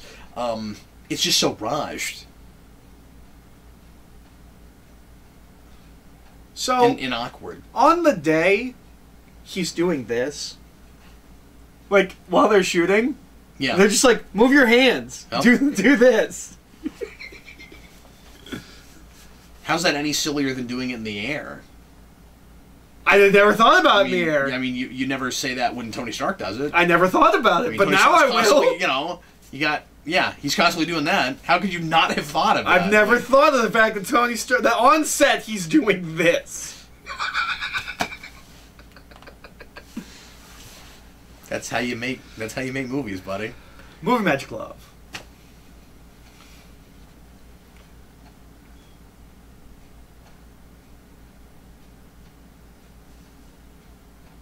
Really, because it just kind of looks like he went on a bender and maybe got punched. Like a couple times, maybe. Like once in each eye. Right, yeah. See, I think this is all good stuff. It just needs to be built to and built on. Yeah. I think it's a good scene.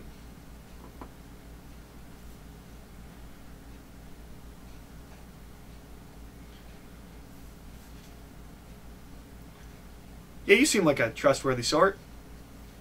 On your way. Yeah, I kind of... And she's fired, right? Like, regardless of the fact that she didn't put herself in that position, he did that, she's fired. When this came out, I resisted the casting a little bit with Harry Osborn because I didn't want that guy to be typecast. And I did the Chronicle review not too long ago, and having spent some time with that movie again, that's making it really hard for me to enjoy this performance.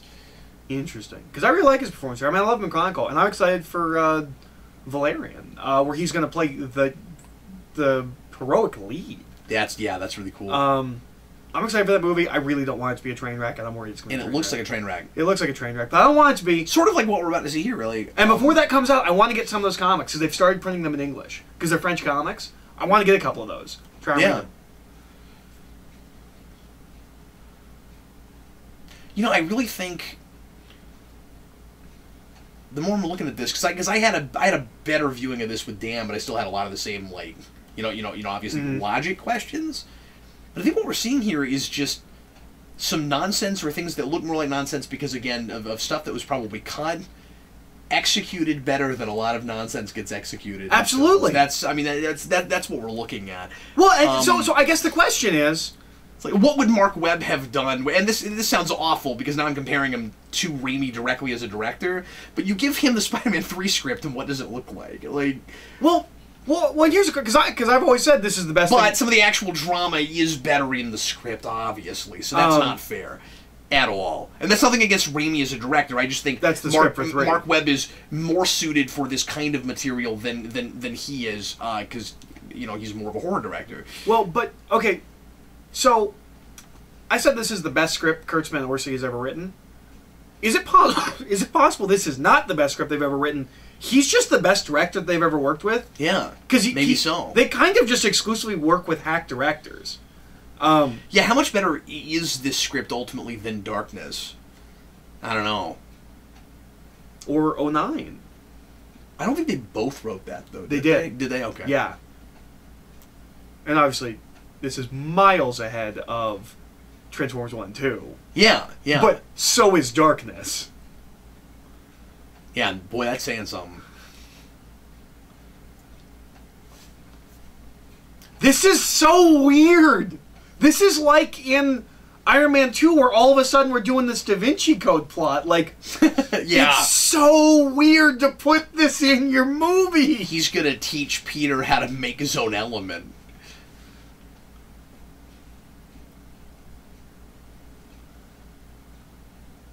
Why didn't you just send me an encrypted email? How did you think I would ever find this? What if I didn't get angry and throw the calculator at the wall? Yeah.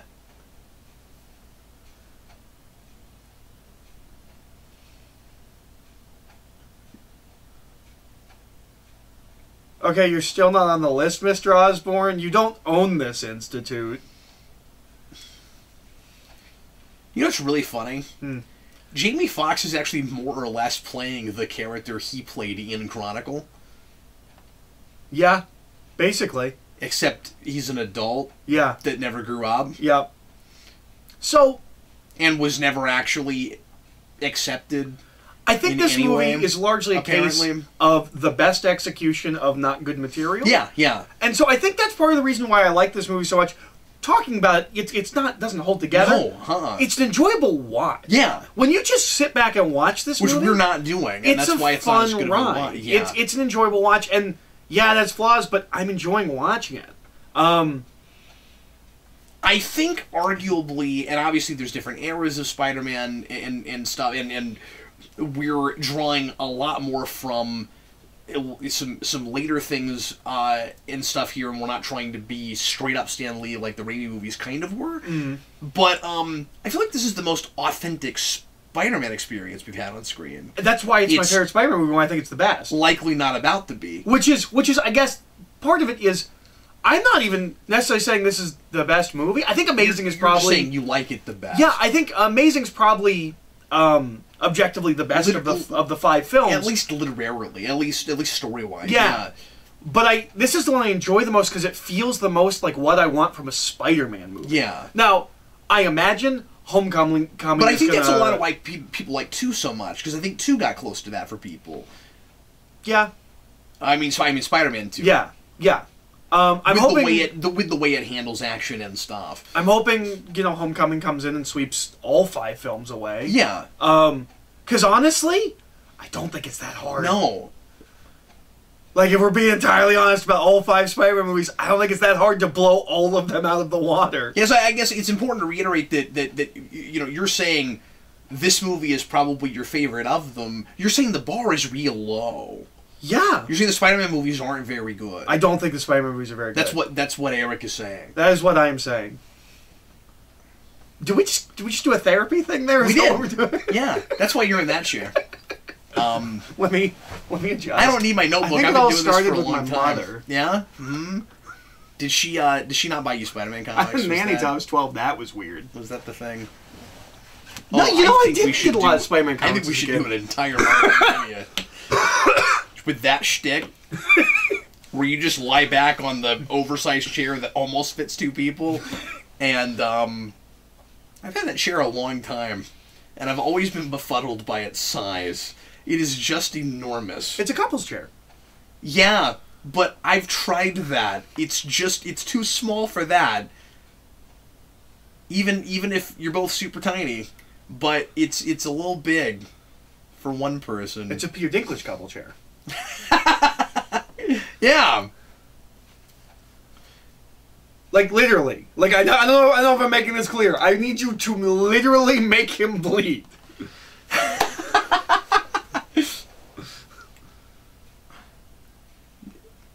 See, you have a vengeance thing. I just need his blood. I'm also mad at him, so he can keep Because he wouldn't bleeding. give me his blood. I'm kind of fine with him bleeding some more. And maybe even out. That's okay. Uh-oh. I like this stuff. And I guess I like that we're playing into his psychosis.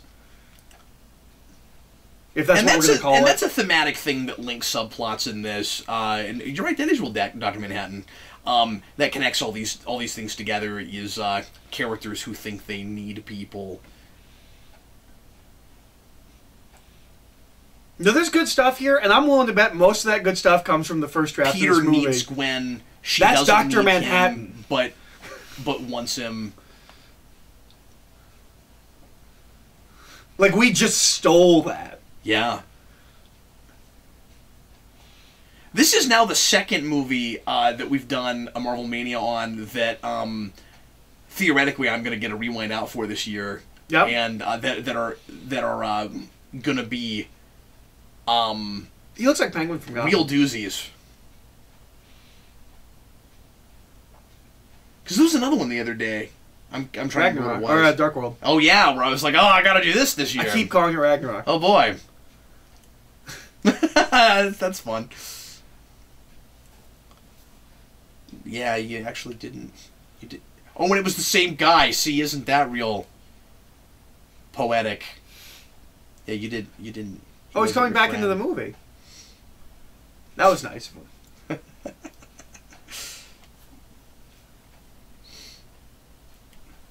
That in the theater, that felt like a real obligatory villain team up. It doesn't to me.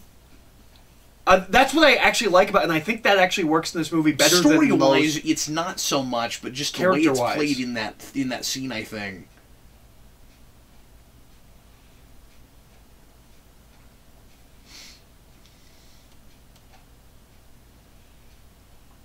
See, I think part of the issue...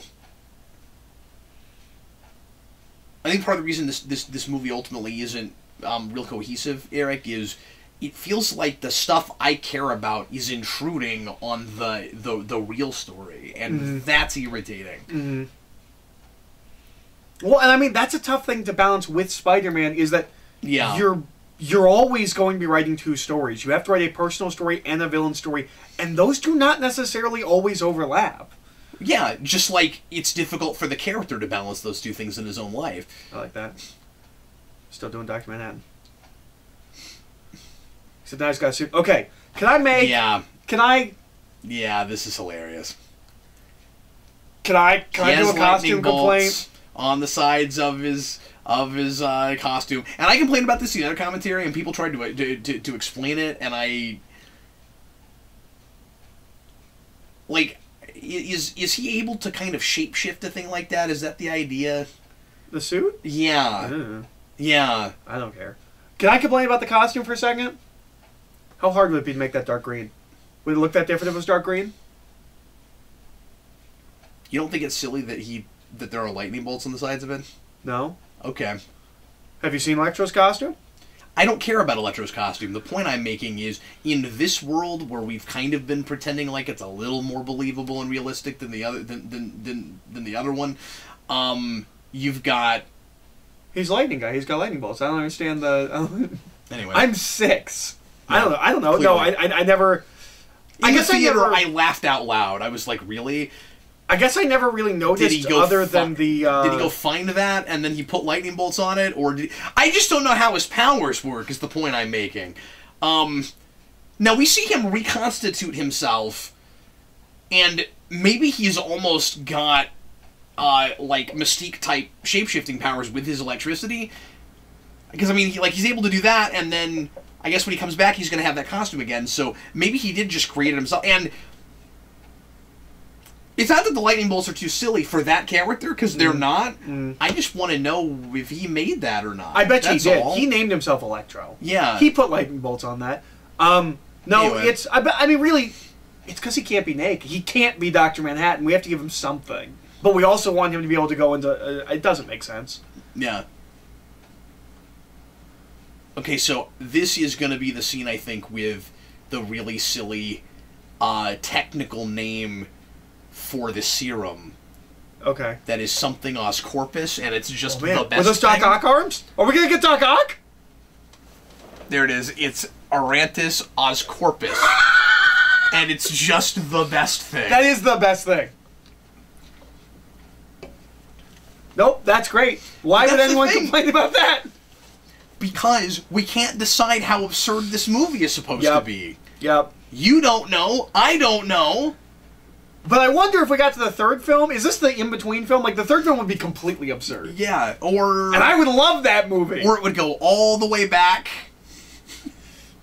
And it would be all interpersonal drama, and it would have one scene in the costume total. Well, and part of the problem with this is that I'm pretty sure they have no plan. They do not know what the third film is, other than we will have 6 villains.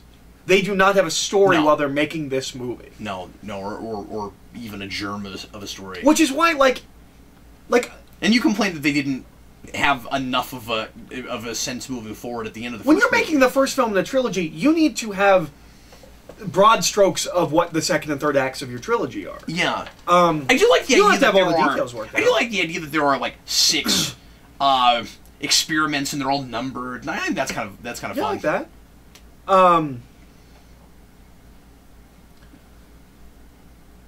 I feel like there's something silly with all this, but I can't remember what. We're cutting this weird. Yeah. Oh, it's because we're doing American Werewolf in London. That's what we're doing. Oh, okay. We're homaging. Oh, he's 7. I never caught that he was 7. I always assumed he was part of the 6. That room is labeled 7. Yeah, I forgot about that. Yeah. That's kind of fun. Yeah. So we will get 6 new villains. Well, 5 new villains next movie. We would have gotten 5 new villains next movie. Well, but this is all kind of easy, right? Like, he picks that suit earlier. I don't know why it's got a glider. Why? Well, he's seen the glider. But why is he putting a suit on? Because he saw earlier that suit had healing capabilities. Oh, okay. It's a combat suit that's supposed to heal you while it goes into... Not everything I'm saying are criticisms. I'm just asking questions, because I haven't seen this. No. He was looking at that suit earlier, and it's a suit that's designed to help soldiers so that it heals them in the middle of combat. That's why he puts that on. Why it has a glider, I don't know. Yeah. Well, maybe the experiment was the glider, but then it's a suit with healing capability. And why did we put those two things together? Maybe it's supposed to be like the ultimate soldier thing, where like you get hurt and you can fly around in a glider, and if you get hurt, your suit will heal you for you. But as you inevitably will, flying around in a glider, you will get hurt. One thing I do kind of like about that is that if only he had known about those experiments, he would have just gone down and put that suit on while he worked on his research to figure out how to cure himself. He did know about the suit, though. How do you know that? Because I saw him look at it, and I heard the audio file explain to him what the suit did.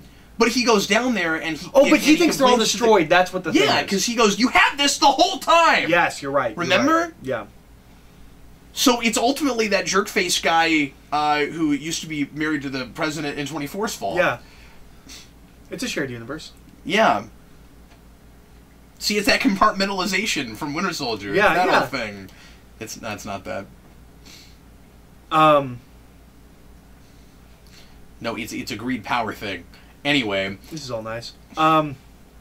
Sure is. Oh, that's not where you want to take Gwen Stacy. That date's not going to end well. Especially because of the villain you just accidentally created. So, she's wearing the Death of Gwen Stacy outfit, big thing, in, like, pictures and things. She's going to have to die. I like the outfit. It's a cute outfit. It actually works remarkably well in live action. Like, it doesn't look silly. It doesn't look like she's wearing a costume. Did we miss that weird scene that I don't like? Is it that where goes on forever? Is it where he says that he's, like, courting her for Harvard? And yeah. Yeah, no, we missed... I saw it. Whoa! It was talked right over that. It was like a minute before you said, there's a scene coming up that I really don't like. Okay, alright, well, that's fine. I don't really want to talk about it, but... Yeah, that's not so smart. He just blew up the power grid. Yeah, I'm telling you, man, he didn't make the plans. He's not a secret super genius. I'm still not sure about it, but... We'll see what happens after you live with it for a week. Yeah, exactly. Especially because, again, we're just... This experiment is so weird, because... yeah, I hope once again, I want to remind folks, we're just watching movies. We didn't watch any of these ahead of time. Yeah. We didn't rewatch any of these ahead of time. This was... Eric and I thought it would be fun. I feel the need to keep explaining this. To just watch we thought it would be movies. fun together to fight, because... And sometimes we talk over it. We miss plot points. We've been friends 40 years. Yeah. And we never used to get to actually be in the same room and watch things. It's still... We're watching all the movies we've been talking about for years. Not all of them. 6 months in, Eric, to your living here, it is still a novelty to get to sit down and watch things. Yeah, absolutely. But because folks seem to be enjoying watching this with us, we, of course, want to make sure that we're giving you something to... Okay, this is the single worst decision in this entire movie. Yeah. This plane. Do you remember this? So, on top of everything that's going on in this movie, we keep cutting back to this plane. Why don't you go out there and make sure it's a bird? Oh. We keep cutting back to this plane because it's going to crash into New York City because there's no radio towers or whatever. It's too much. Your movie didn't need it, and the couple of minutes you're spending on them, you could spend on the rest of the movie. Yeah. No, that's a good point. You're re-editing the movie. We're just you cut shoving that stuff in. Yeah. We just need to up the stakes. And a burrito. I need a burrito stat. I liked this stuff in the first movie, and I like it here. That she is the sidekick, and when she insists on this bit here, come with him. We just supplant. She's the sidekick, and again, not his fault because she's gonna make her own decisions. That was in the trailer. So was that. Yeah. I like that. I like that too. And like it's... Oh, this is also added drama. I think moving forward... Yeah. I mean, this is fine. Hospitals would be in danger if you shut down the power. Fine. Yeah, and at least... Aunt May's a nurse. We said that up in the first movie. Yeah. We're doing something with this. And I'm glad that they came back and reminded us of that because I like that there is a source of income. This is it looks cool great. Looking. Yeah, that's neat. But what I was going to say is, if we had gotten a third movie, moving forward, we could have done a lot with how not just emotionally, but practically damaging it is for Spider-Man to lose her. Because she serves a function.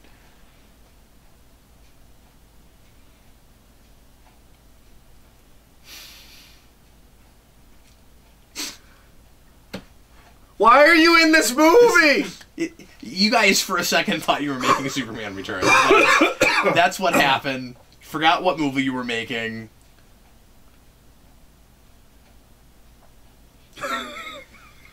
Why is this here? I like how this looks. I don't know if this is a real building, but it's cool looking. And of course, we do the watch transition because we're foreshadowing that he's going to run out of time, and we have her die in a clock tower instead of a bridge, so that we can have a big thematic time motif, which I liked the first time because I thought I was cool for thinking of it, and then I was like, oh, that's kind of obvious and on the nose, and I'm sure everybody thought of it. I don't know if it's as obvious and on the nose as you think it is. It is with the bookended speech. Well, yeah. But you've forgotten about that at this point in the movie, and then I'm saying you ought to notice the time motif once you hear it again, and then play you the rest of it, because you know, mortality and all that. Yeah. Oh no. Oh no! Don't have. Okay, so note to self: don't let Electro yell in your face. Yeah, my favorite part was when it went. Boom! There was some kid that walked out of the theater. So Billy, what was your favorite part of Spider-Man? I liked it when Electro went. Blah!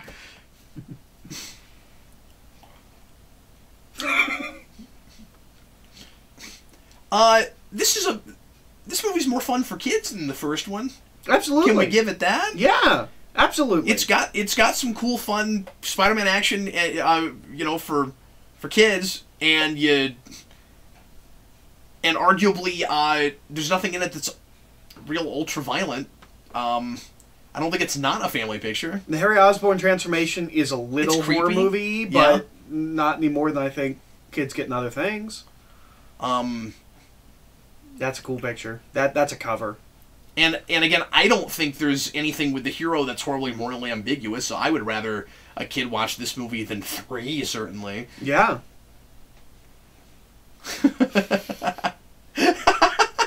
Cavemen can't do that. They don't have web shooters. I don't know what that is.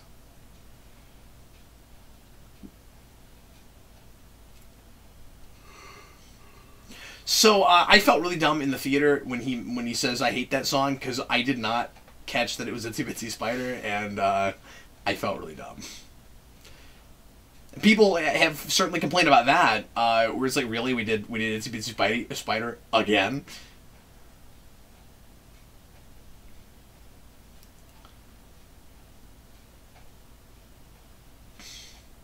I think that's the police car that has the 1701 license plate.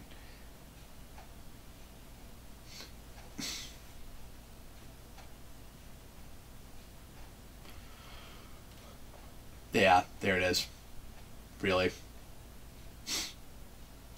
Okay, we get it. You guys wrote bad Star Trek movies. Oh, I was trying to remind myself why that's a thing. Okay.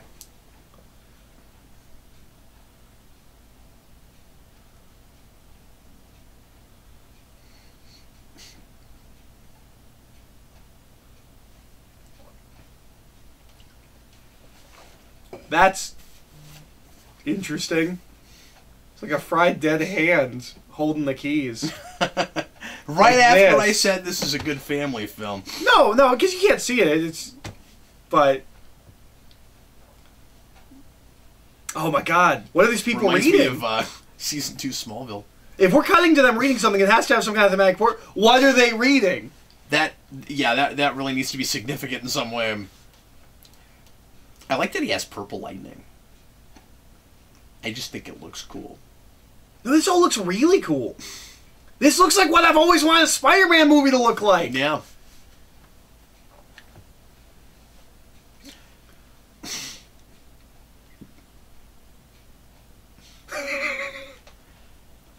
Yeah, those have to be the hardest parts of acting in movies like this, right? Where they're like, we need you to growl.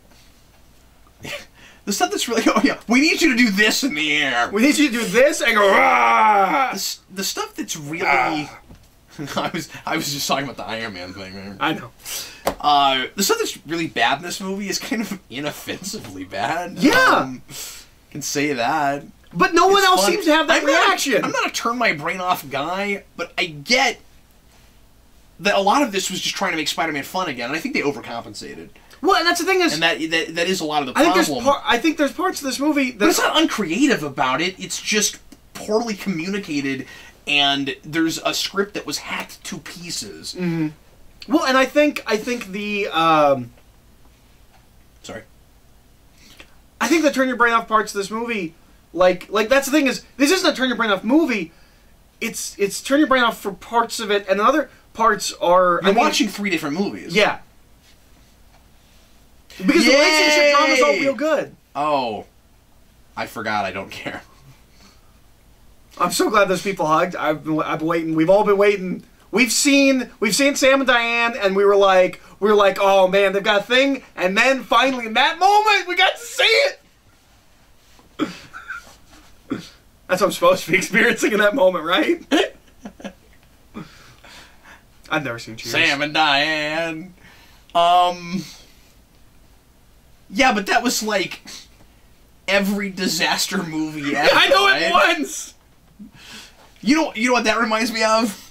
This is not as bad as that, but it's the weird water tower cutback scenes in Batman Begins. The pressure is spiking! That's the middle! It's gonna blow! It's gonna blow! You guys might as well just write Exposition Man on your name tags. I like the glider. I like the glider. And here's the thing. In every picture, this design is terrible. I think he looks terrifying. In the film, in movement, I think he looks terrifying. I also like that his hair is Evil Ed from Fright Night, and I find that amusing. I think he's really scary. I don't. Okay. I don't get it. If he was a little bit more green, I think he's perfect. Yeah, you've always said that. I don't like it. And I hated it until I saw it in theaters. Every picture, I was like, this is the stupidest thing I've ever seen. I really like him as Goblin. Part of the problem is just that I feel like we really forced him into that costume. I'm having a hard time being invested in this and taking it at all seriously. And also, just the whole, his motivation. Which immediately puts him over the Raimi Goblin. He has a motivation. He has a motivation. No, that's good. Again, I don't buy that he's this desperate. I don't buy that he would immediately go to, I need your blood. The issues with the company are interesting, and I wish that's what we focused on. Where they're pushing him out, and they don't care that he's dying. Honestly, he has reasons to go blow up the board, too. This all just feels so contrived, is ultimately what I'm getting at. Okay, but... And this is what I said earlier. I like these scenes. I think they work in the moment. And that doesn't make a great movie, but it's why it doesn't bother me. I like this stuff in the moment. It doesn't all work together, but I'm enjoying it. I really like their Goblin. I think this stuff is all cool looking and fun. I also feel like it's too informed by the fact that a previous franchise did a Goblin. That's fair. Like, I mean, that's really these two movies' problem in a lot of places. Yeah. It's not introducing this material to us again. The way they drop that pumpkin bomb, it's like, yeah, you've seen this before. I don't like that.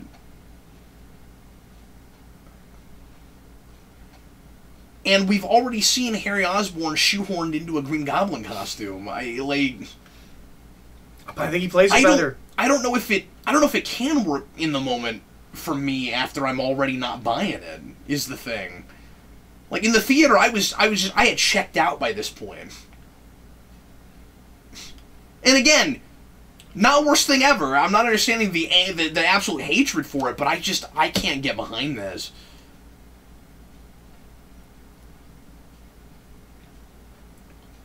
What is he doing in his performance that is impressing you all that much? Like he's got some creepy teeth and he's just going Arr! Like I don't get it. No, I like it. It's not bad or anything. I don't know how it's turning you around on the look. I don't know. I think he looks really creepy, and I think he looks like kind of like what I think the Green Goblin looks like, but just not green. I like how he's moving, and I don't know. I mean, that's dumb. See, with the armor and stuff, the costume's not that far away from what they did the first time. No, we just let his face act. Yeah. And we did the Goblin look in the face. It would almost be better if he was just kind of pale. Like, I kind of wish we hadn't done all that. I hate this. He was already creepy. What, that it's a hand? That's a hand. I never noticed that. That's I really hate that. That's really dumb. I don't like that either. Yeah, because he's reaching for her? No, I get it. Are you sure? All right. Are you sure? I like that.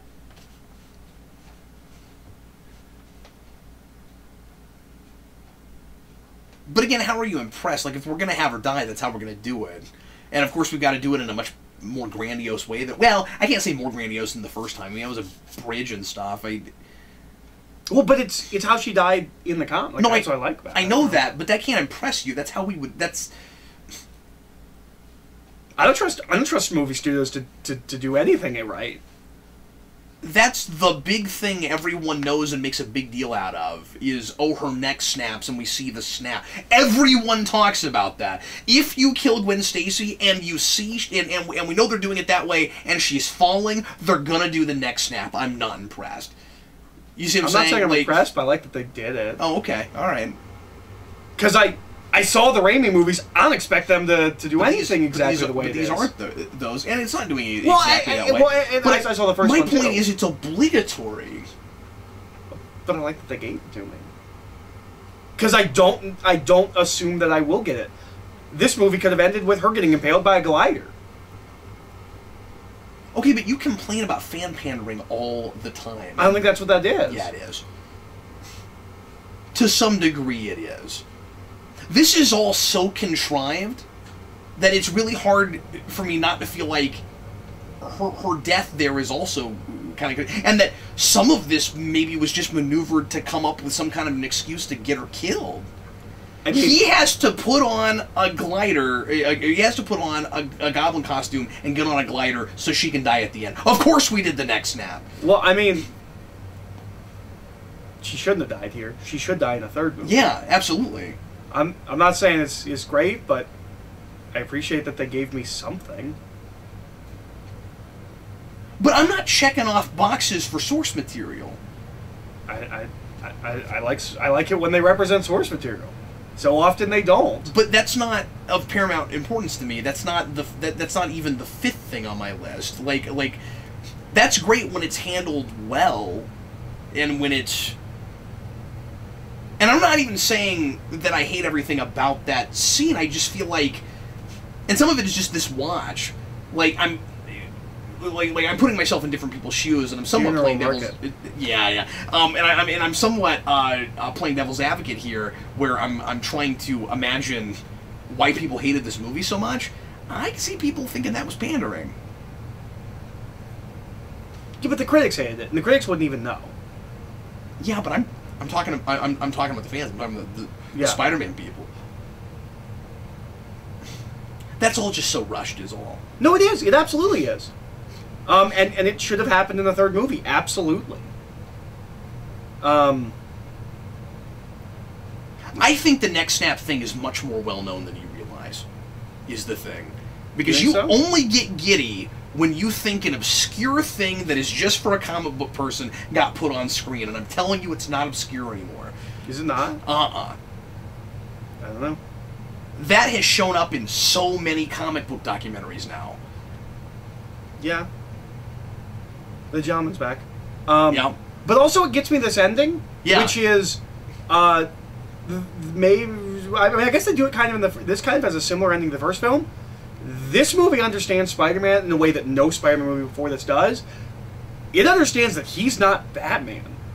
This movie gets him back on the horse at the end of this movie, and that's important. Yeah, that's a good point. Sure. See, I don't like that we obscure his face like this as if we're supposed to guess who it is. Well, they kept saying the gentleman, but I don't know if he was. Because that's what they kept saying, but that could just be them picking something obscure and saying that's who this character is. Right. But even if that's who it is, no general audience member knows what that is. It's like Thanos. Like, no, it's more obscure because he comes from... No, it's much more obscure. The point I'm making is Thanos shows up on screen and people go, what is that? You put a Spider-Man villain obscured like that, and people in the audience are going to try to guess who it is, like it's someone they're supposed to be familiar with. I also hate that shot was in the trailer. I mean, it's worse than the Thanos thing. At least they show him. Yeah. Well, and we could have gotten a third movie, and he could have been Mysterio. He could have, I don't know. They're building up much like the parents. They're building up a mystery. I don't know if they know what the answer is. I don't know if they know what the payoff is. There is a mysterious man in the hat. This ending has a lot to do with why I had a hard time understanding why people hated this movie. I like it a lot. Yeah. And this is one of those places where I'm glad it doesn't end at that funeral or at a place that looks like the story could be over. This requires an epilogue, I think. I agree. But to what we were talking about earlier, because I don't want you to misunderstand me, if she's gonna fall, I'm glad we did the neck snap. That's all I'm saying. Yeah. Yeah.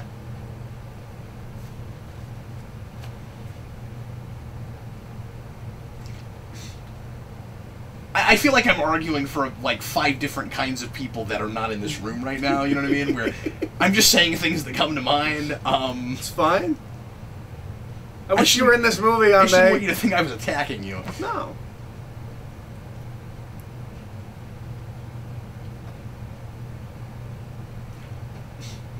But the question of the goblin look thing, that's all me. That's fine. I can't explain why I like it. Well, I'm not giving you a great explanation as to why I don't, except I just think it's going farther than we needed to. And it's part of the contrived nature of that whole thing, where it's like, and he's got to get on the lighter. Story-wise, he doesn't work. I'm just talking about I like his performance, I like his look. I see. I'm not saying that works story-wise. It doesn't. Yeah. How do you know where they were? Well, I guess he knew they were at the power. But I was just finding it impossible to look at that scene out of context with the story, I guess, is the thing. It's got marked Gwen's speech. Yeah. No way does that speech require that entire thumb drive. No, but it's unnecessary use of data. Eric, she probably gave it to him on that thumb drive and put a piece of tape on it so he'd know what it was. What's wrong with you? I mean, I don't know why she didn't just put it on Google Drive or something, but... So we would know what he was about to watch. Or whatever the Sony equivalent might be. But no, this ending is so important to this movie. It's not a Batman movie. We do not end on a down note. We do not end on sadness. We let Peter feel what Peter feels. We let him go down. We let him quit being Spider-Man, but he gets back up and keeps going. And that's so integral to that character. Yep. He moves past tragedy, and it informs him, but it doesn't define him, and that's what the ending of this movie is.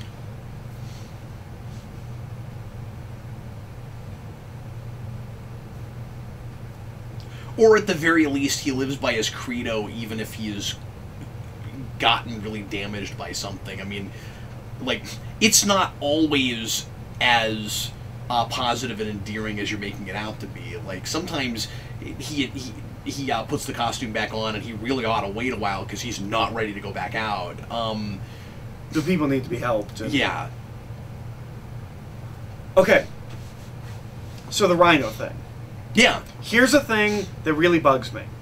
If no one knew the Rhino was in this movie, people would love this. I think you're probably right. It is because he was on the posters. He was in every trailer. This movie was marketed poorly. And if no one knew that's ruined this ending. Oh yeah. If no one, I cannot believe the manhole cover is in the trailer. If no one knew this was in this movie, people would be so excited that we're ending on like a new villain. And we have gone so far in a, really silly comic book absurd direction that this is not at all the weirdest thing in this movie. No, he's having so much fun! Yeah.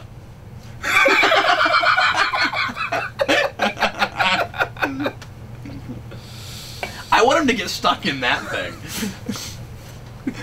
That's what I want. Somehow or rather, he gets trapped in that.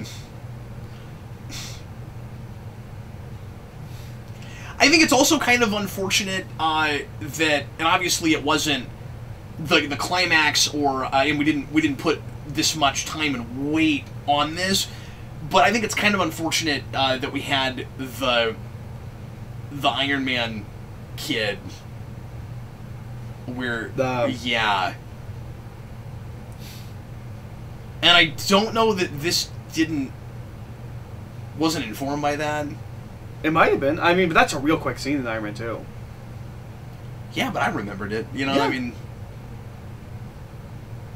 that kid has no idea how Spider-Man operates. You put the mask on before you go out there.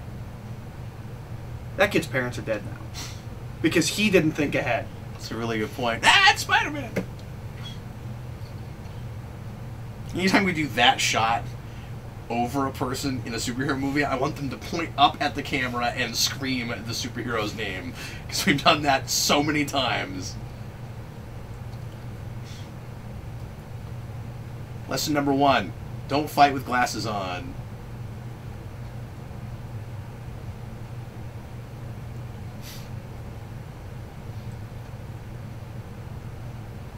Now, that is the same kid with the wind turbine, yes, right? Yeah. I don't love that.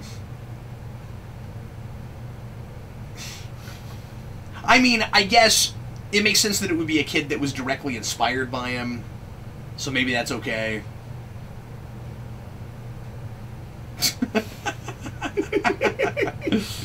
I'm so bummed that Paul Giamatti finally got to be in a superhero movie, and he's never going to get to do it again. He's not going to...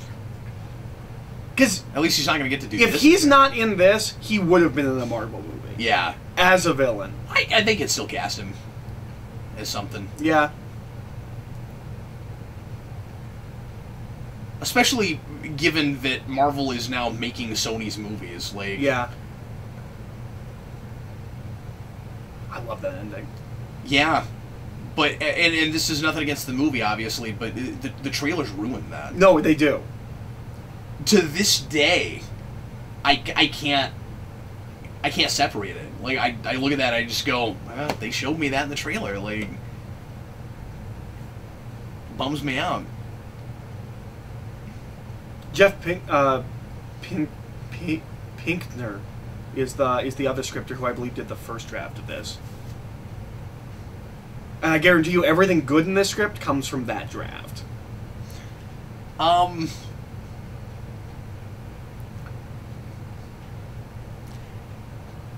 It's not a story that really holds together real well. No. But I mean, again, the Gwen Stacy stuff I think is fine. Most of the relationship stuff is good. But it's fun. I can't get up in arms about it. I can't get upset about it. We haven't talked about this at all, but obviously, we've alluded to it. Obviously, this is superfluous now. It feels so weird to go back to these because it feels like an unfinished story. Well, and what bothers me about the fact that I don't think they had it planned ahead, I couldn't even ask for, like, a graphic novel, Amazing Spider-Man 3. They don't know what it is. Whatever it is would be someone looking at these movies and trying to make up a third story. It's not whatever the plan was. Because there wasn't a plan. I will say that the main reason you want to see one more film is because they're setting up the Sinister Six thing. The nice thing is, and you were spot on when you said that Hans Zimmer. You're right. Yeah, you were spot on when you said that Spider-Man isn't Batman. When you get to the end of this movie and they give us that ending, it actually caps his story off okay. I don't know that I necessarily need to see Aftermath all that much. Like, if that's where we had left it, then okay, it's a cliffhanger even for the human side. So, but weirdly, that's not a horrible place to leave Spider-Man. Yeah. So we went through all the Sinister Six logos. Because arguably in the comics, that's where we leave Spider-Man there constantly. We just keep getting him to that place, and then I mean, you know, he's got like a laundry list probably on a wall somewhere of all the people he feels responsible for getting killed.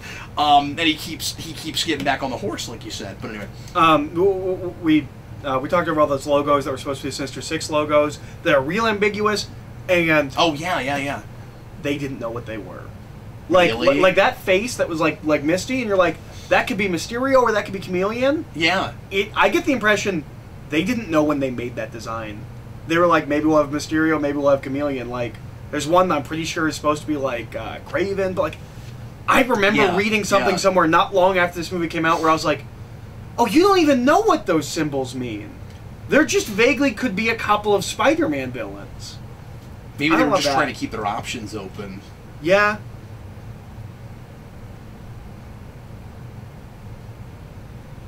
But you know, I think this is a fun movie. I think this is the most fun of the 5 films. I think Amazing One is objectively the best of the 5 films, but I think this is the most enjoyable. It doesn't hold together completely, but it's a fun movie. It feels like Spider-Man when it feels like Spider-Man, in a way that none of the other 4 films did. Yeah, I mean, I think you're right when you say that a lot of these scenes taken out of context are good scenes, or at least really fun scenes. And the relationship stuff it's kind of like many issues of Spawn. It's the relationship stuff. The relationship stuff is the best it's ever been, I think, in this movie. Well, I mean, the first Amazing is them meeting, but we're actually getting to see like the furthering of a relationship, and I think it's really, I think it's good. I think it's an interesting place to take this character. I mean, she dies, but yeah. I mean, it's a downer ending, of course. Mm-hmm. And then the optimism is, he continues doing, you know, what he thinks is the right thing, and what she would want him to do.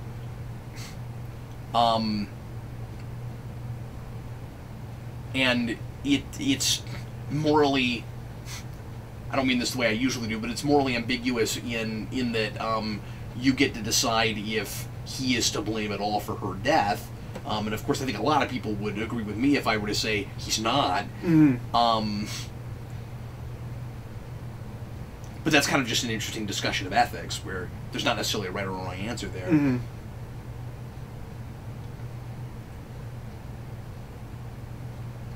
See, this is an Amazing. That's how you know that the song is part of the why movie. it's in there. Yeah. But no, that's the thing is, I think when you break this movie down, like into disparate elements, like I think the Spider-Man stuff is the best Spider-Man stuff. I think the relationship stuff is the best relationship stuff. The villain stuff's not great, but it's not worse than... It's not the worst villain stuff we've seen. It's not Spider-Man 3. Yeah. I can tell you why the Green Goblin and Electro are doing things. I can't tell you that for Green Goblin the first movie. Yeah. Like, it doesn't all come together, but it's disparate elements. This is kind of the pinnacle of Spider-Man movies up to this point. And both of those characters are more complex and and drawn better than Sandman or Venom. Even kind of Lizard. Like, at least I know what's up with Electro. Yeah, but isn't it weird that they have the same problem? That their family was taken out of the film? Yeah. I mean, it's really weird. Why do we keep doing that? How do we not learn from that with the first one? We can't let our super villains have families. It grows them up, and people can't relate to them anymore. Okay. All right. The whole point of that character was how unrelatable he was. Like, I really hope Homecoming comes in. Man, I love this stuff. Yeah, it's and great. People made fun of the dubstep. I don't care. Like, I think it works. I think it's pretty. And it's the one bit of the soundtrack that I think is just perfect. Like, we designed his score around what power plants sound like. That's really cool. Yeah, I think it's less dubstep and more almost like electronic industrial. Nine Inch Nails-y, I think, is more. It's just that sound.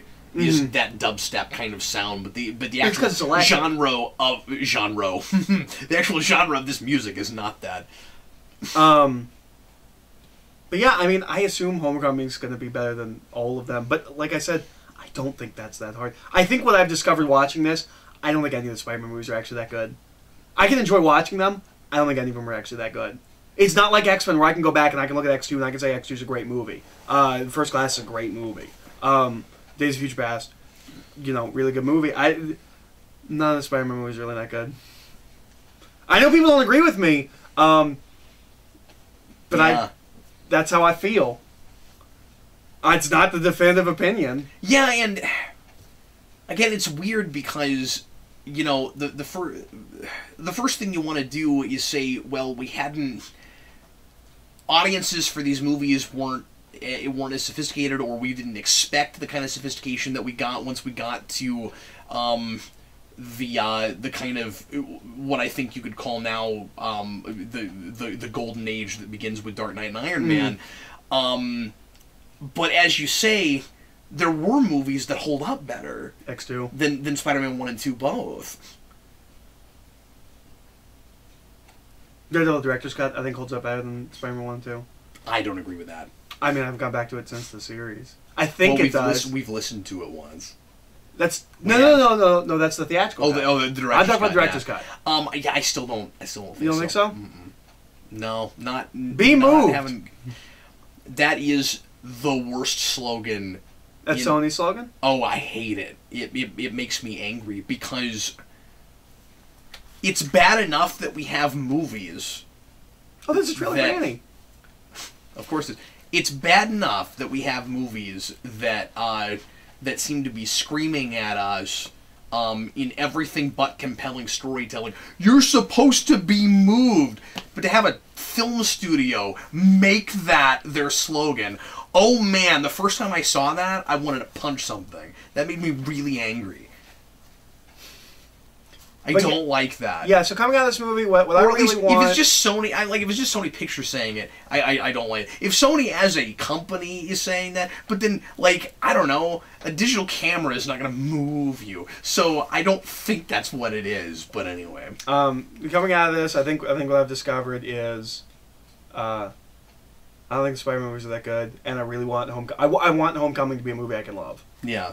I need a Spider-Man movie that I can love, because I like this movie, but a lot of my love for this movie comes from how bizarre and weird certain choices, like Rhino and Kafka and yeah, it's but so I want strange. A Spider-Man movie I can legitimately love.